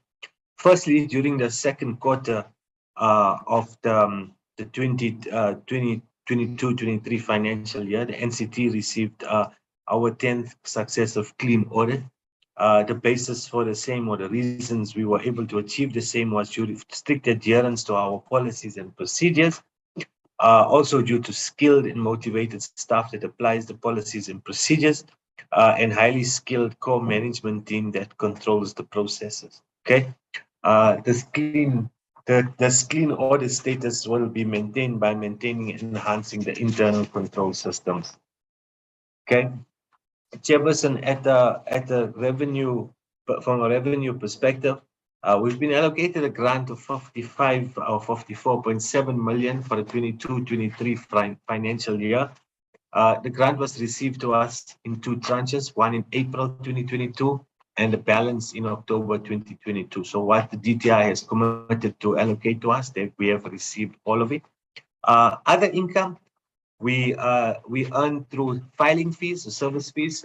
My colleagues spoke about debt rearrangement matters. For each matter, we charge a filing fee, and we achieved we received about 7.2 million rand in filing fees. Our budget was 7.4 million, so we came in about 164,000 rand less than budgeted for, which was 2.2% less than budgeted for. At the overall revenue level, we were 2.3%, which was 960,000 over budget from a revenue perspective. That was not material in any way, and it probably was because we received more interest due to a higher cash balance that was held in our account.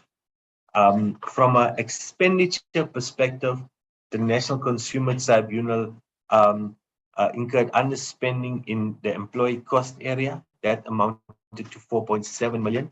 But this was due to the budget that was developed, which anticipated that salary increases would be paid out by the end of September. Unfortunately, this was only paid out by December. So we, by the end of the third quarter, the variance on employee costs is much less. It was, as of September, 19%, but at December, it's only 5%. Goods and services, we came in under budget in the region of about 3.6 million rands, where the variance is large, it's 28%. And this is mainly due to in 2 areas. One is tribunal members' costs, which we were actually incurred savings because of the enhancements in the case management system, which my colleague Zach referred to earlier, but also because of the manner in which we organize and allocated cases. So a National Consumer Tribunal receives allocation, which is 54 million rand, which is not an extremely big allocation. So we have to continuously look and find for creative ways or manners to save money. Okay, so we're doing this. So we incur savings, but with not compromising any of our objectives or our mandate or our targets in any way. Okay. In addition, there were some savings in consultant and special services, as well as tribunal member fees. Chair, finally, there was no overspending on the approved budget. These are our key financial indicators. We have not incurred any irregular expenditure or any fruitless and wasteful expenditure at the end of the second quarter. In addition, we are able to settle our creditors within 30 days. In the region of 99% of our invoices are settled within a space of 30 days. Our creditor payment period is actually in the region of 15.7 days. Thank you, Chair. Through you, Chairperson, I'm going to hand over to my colleague, Ms. Srinivasan, to take us through the balance of the slides. Thank you very much. Thank you. And I must say you have a perfect surname for the CFO.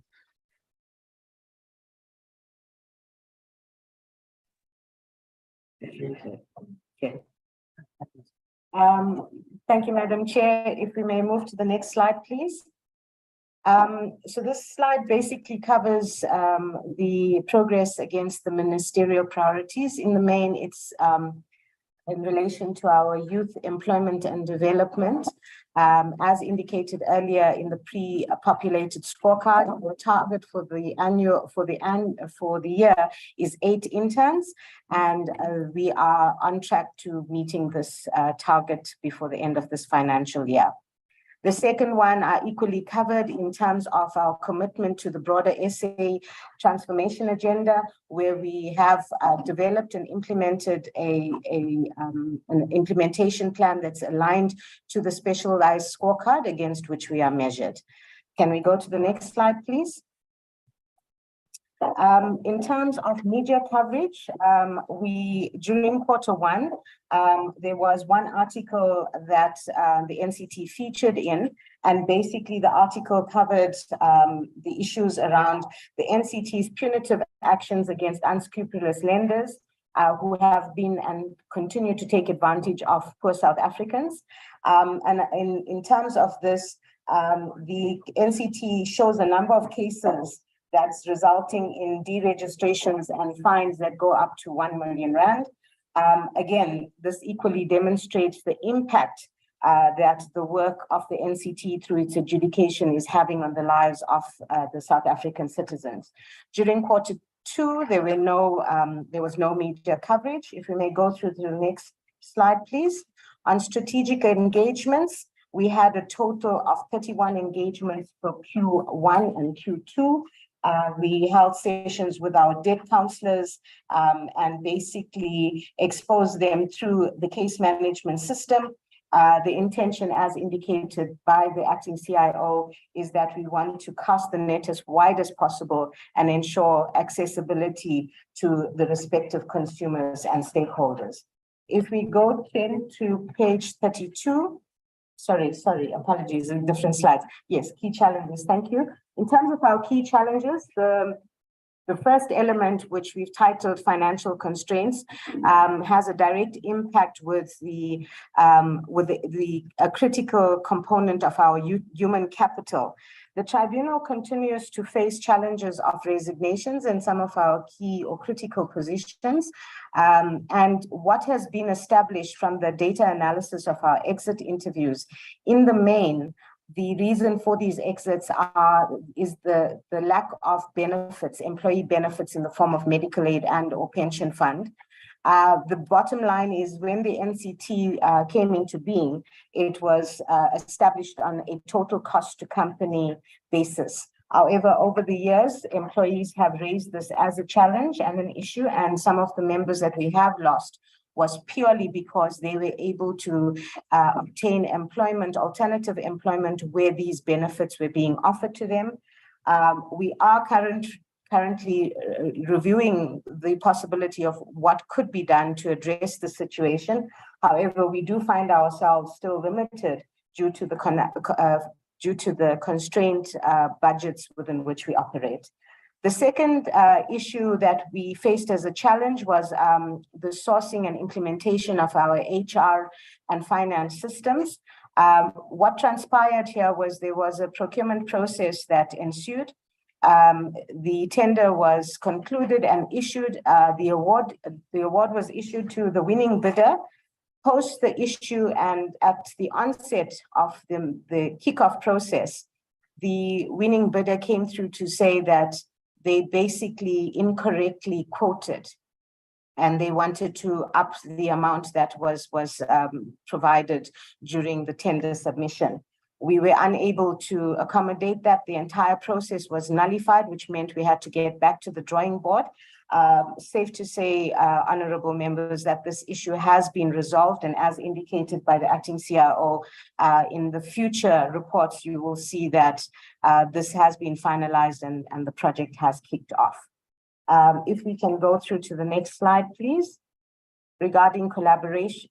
Okay, we need to, if you can skip this, we've covered this already. Next slide, please. Yes, collaboration with other entities. In terms of our collaboration, the NCT continues to collaborate with the NCC in the design and development of the opt-out register system. Next page, please. Next slide, please.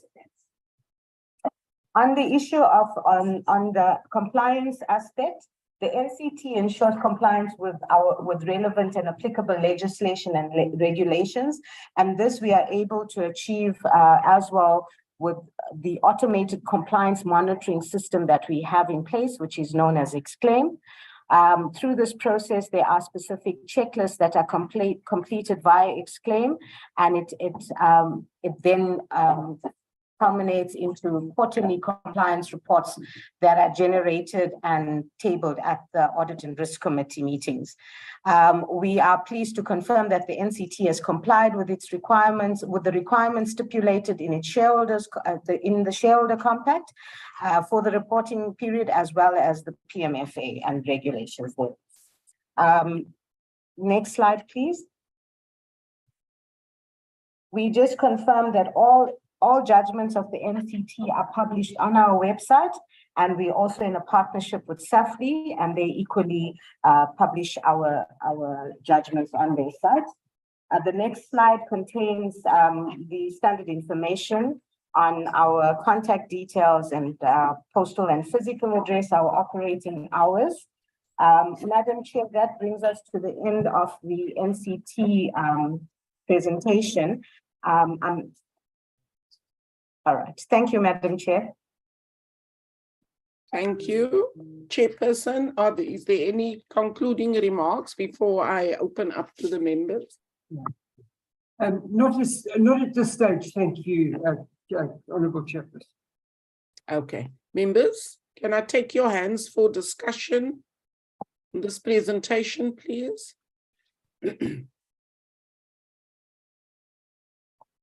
Honourable Thring. Members? Honourable Moatse.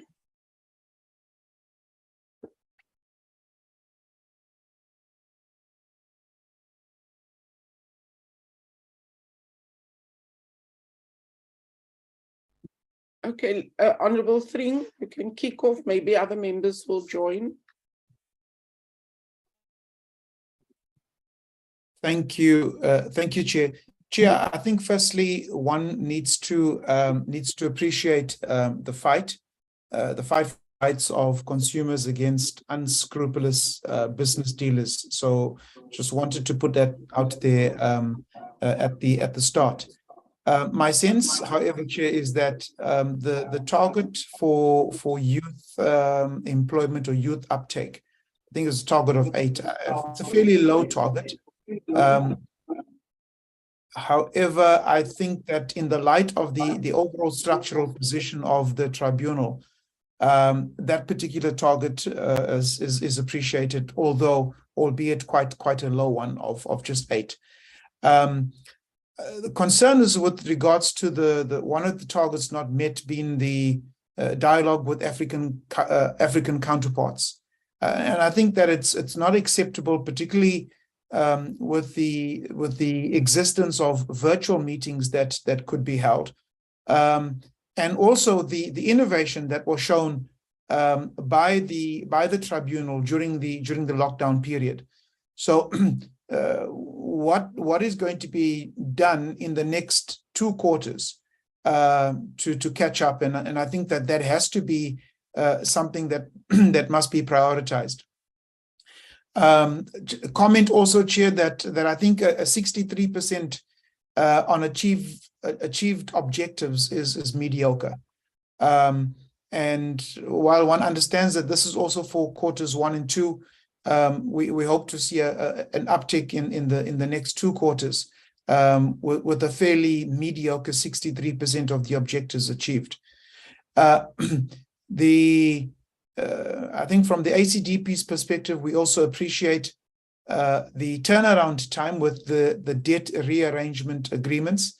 And again, this facilitates the general populace, and particularly those who are found in debt. And I think that needs to be commended. And then my last question is, what is the opt-out register system? So if that can be unpacked for me. Thank you, Chair. Thank you, Honorable Thring. Honorable Moatse. Thank you very much, Chair. Let me also welcome the presentation and appreciate the National Consumer Tribunal. We really appreciate the progress. And I've got two clarity questions, seeking questions. One, what measures has the tribunal employed working with other relevant stakeholders to combat debit relief scams? And then the second one, what efforts are in place to extend the educational programs to consumers in townships and also in rural areas who are mostly vulnerable to scammers? Thank you very much, Chair. Thank you, Honorable Moatse. Honorable Mbuyane.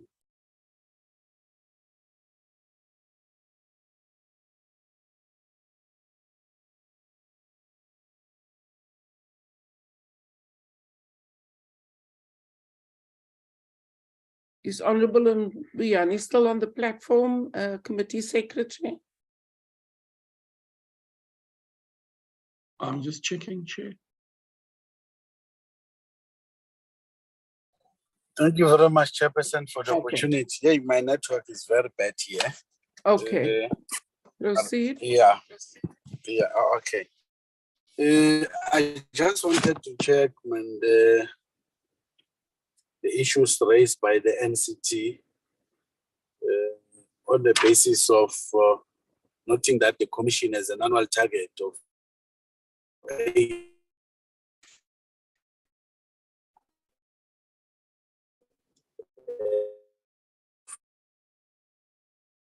filling the vacant positions and also the challenges that they have in terms of the turnaround.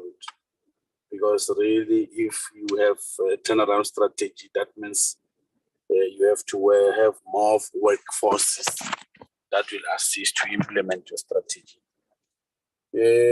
I don't have much to say, Chair, just to appreciate exactly for the National Consumer Tribunal that they are assisting the masses that are scammed outside. What I wanted just to advise is to talk the exactly issues that we have assisted so and so, assisted so and so, so and so in the process, so that we are able to know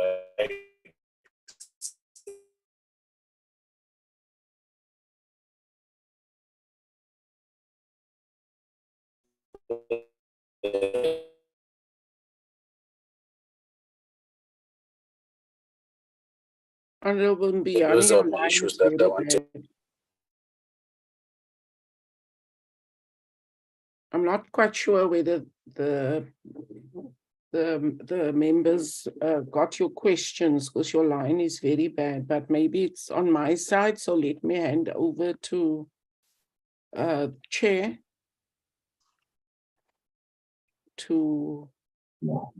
and your team to answer the questions. I hope you managed to pick up what Honorable Mbuyane was asking.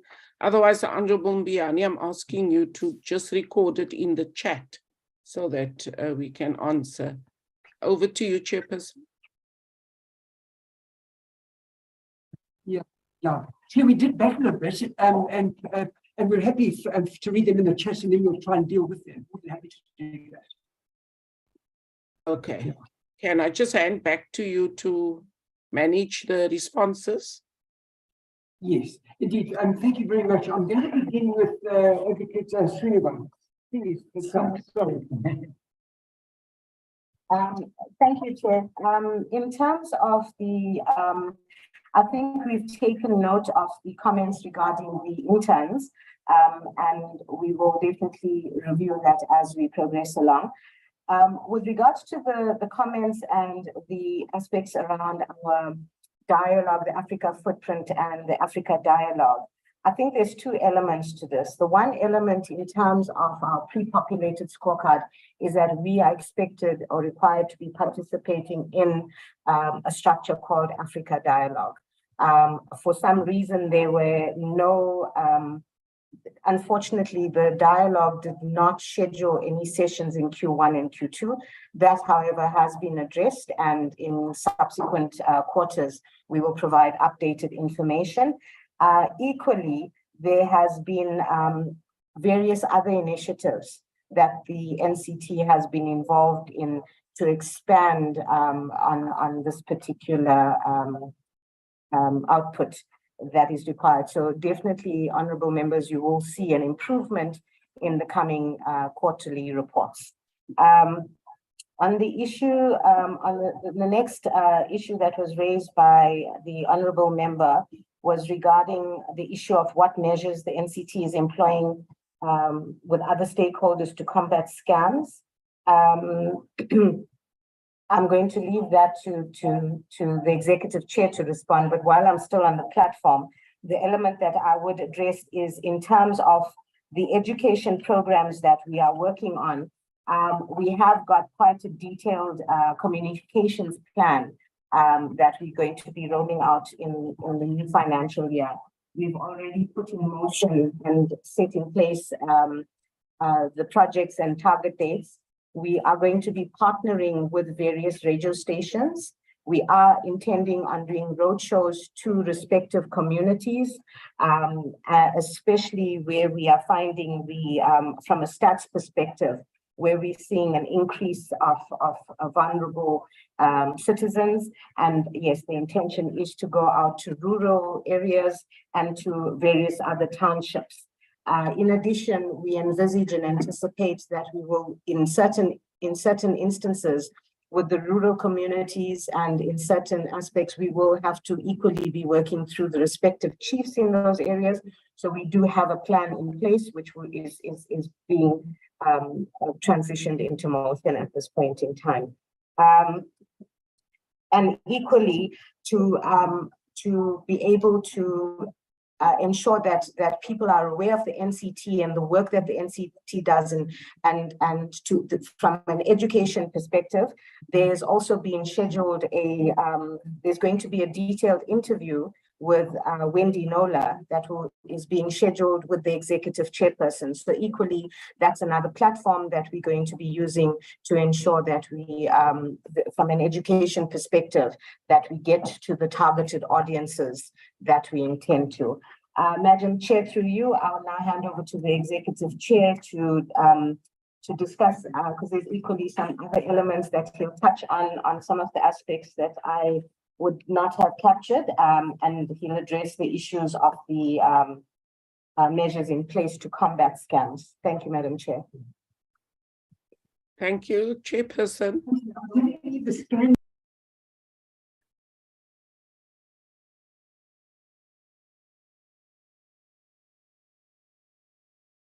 Chairperson, you are muted.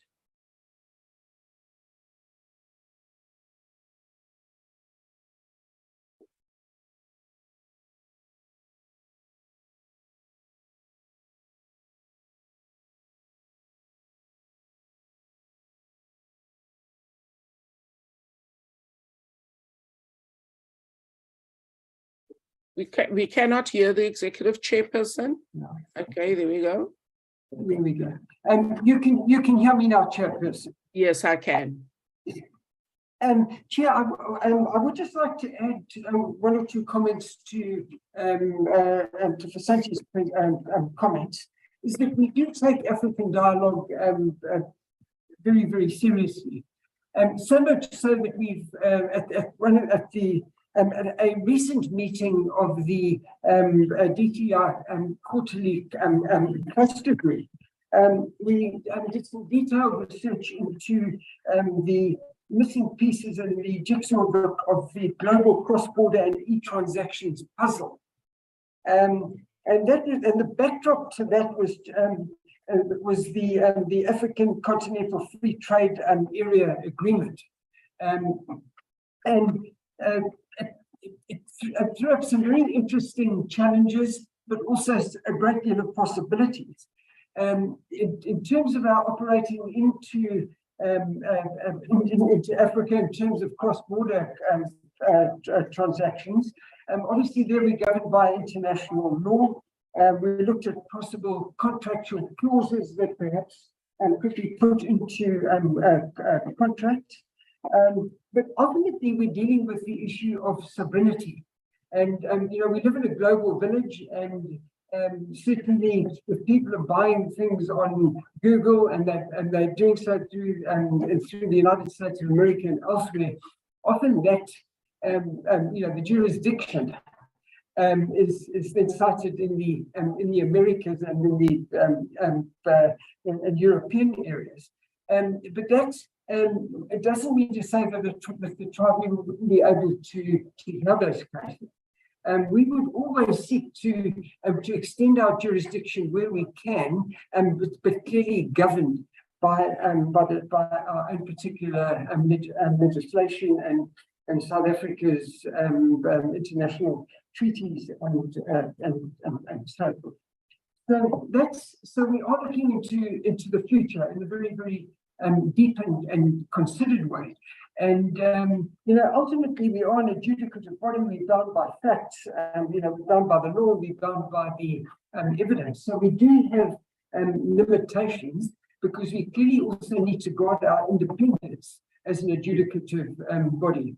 We are particularly mindful of this because the High Court has recently handed down a decision in accordance with the general ongoing jurisprudence that is being developed by the courts with regard to tribunals.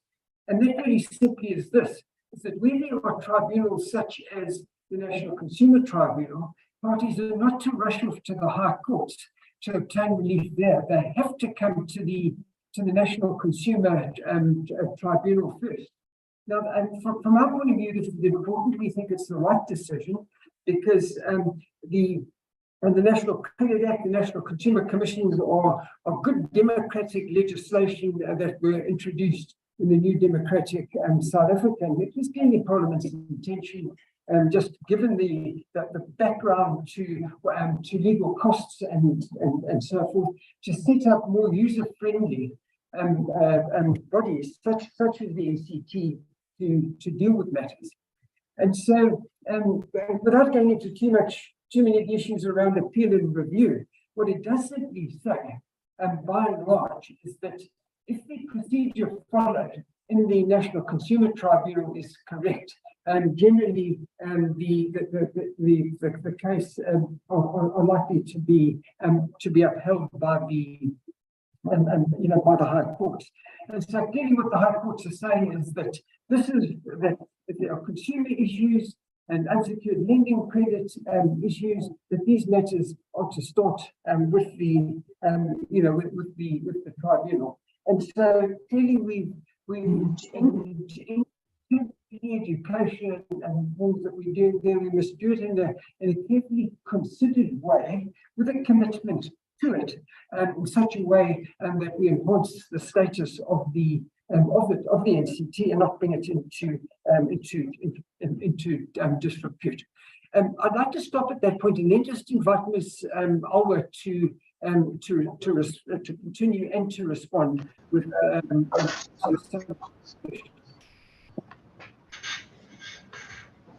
Honourable members, I'm still having a problem with my camera, so I will just speak to the issues.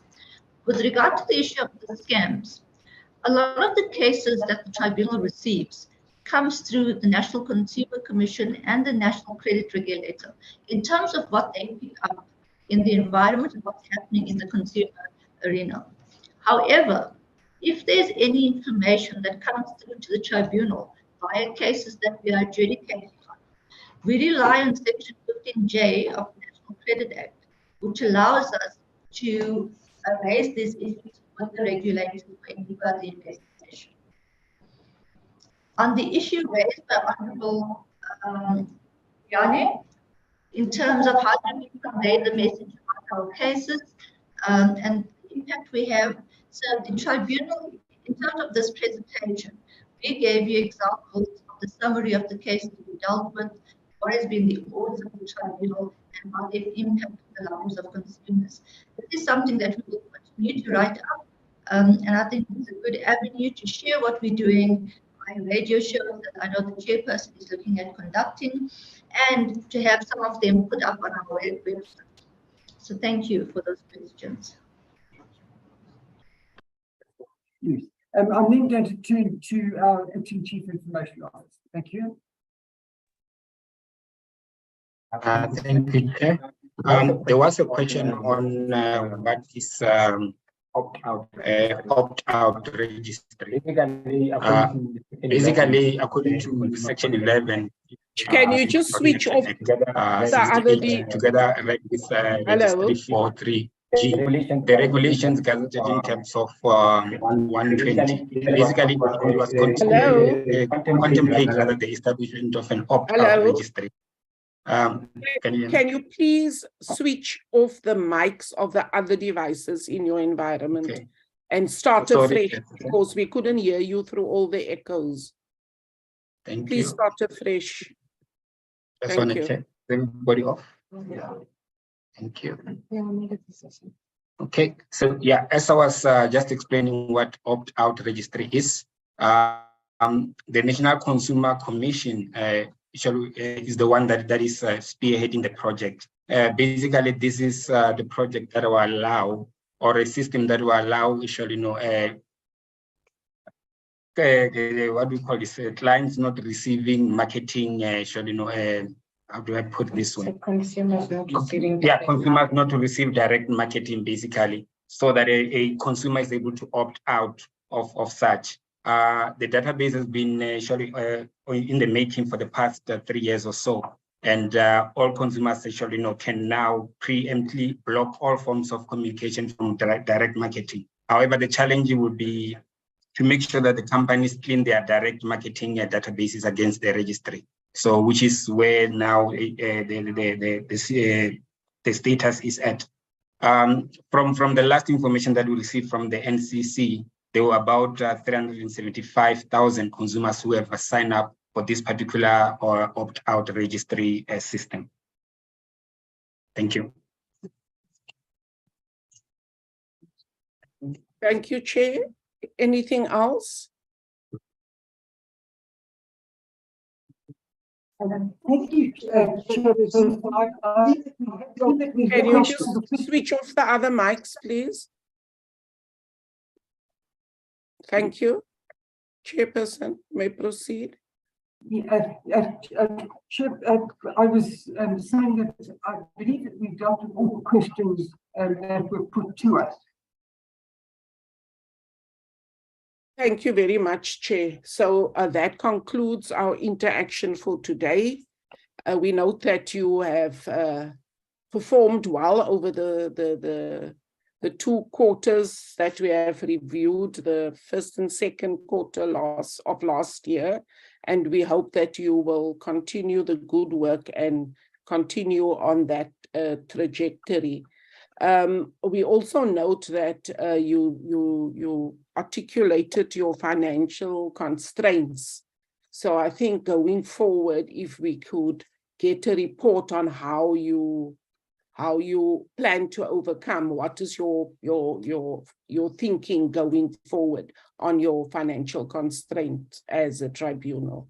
But thank you very much, Chairperson and your team. We look forward to speaking with you again in the near future. Thank you very much. Chairperson, if I could just ask a question. You spoke about a report. As I understand it, that would be in our next presentation to you. Yes, so that's correct. Yeah, not a freestanding report. Just when you come back to us, we'd like to see how you will address your financial constraints. Thank you very much. Thank you for listening to us. Thank you. Thank you. Thank you, Portfolio Committee members. That concludes our agenda. Can I just ask the Secretary if there are any announcements? Chairperson, the only announcement is that we meeting next week, Chair. We will receive a briefing from the Minister on Trade Negotiation and Trade Relations, and we will also receive the third quarter financial and non-financial performance from the DTIC on next Tuesday, Chair. Thank you. Thank you very much.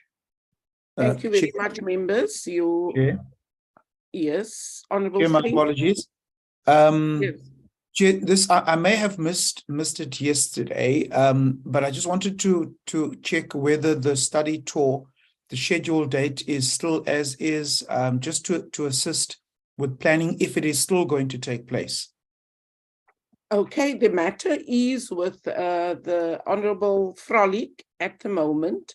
We are looking at dates because the dates that we had did not suit all committee members.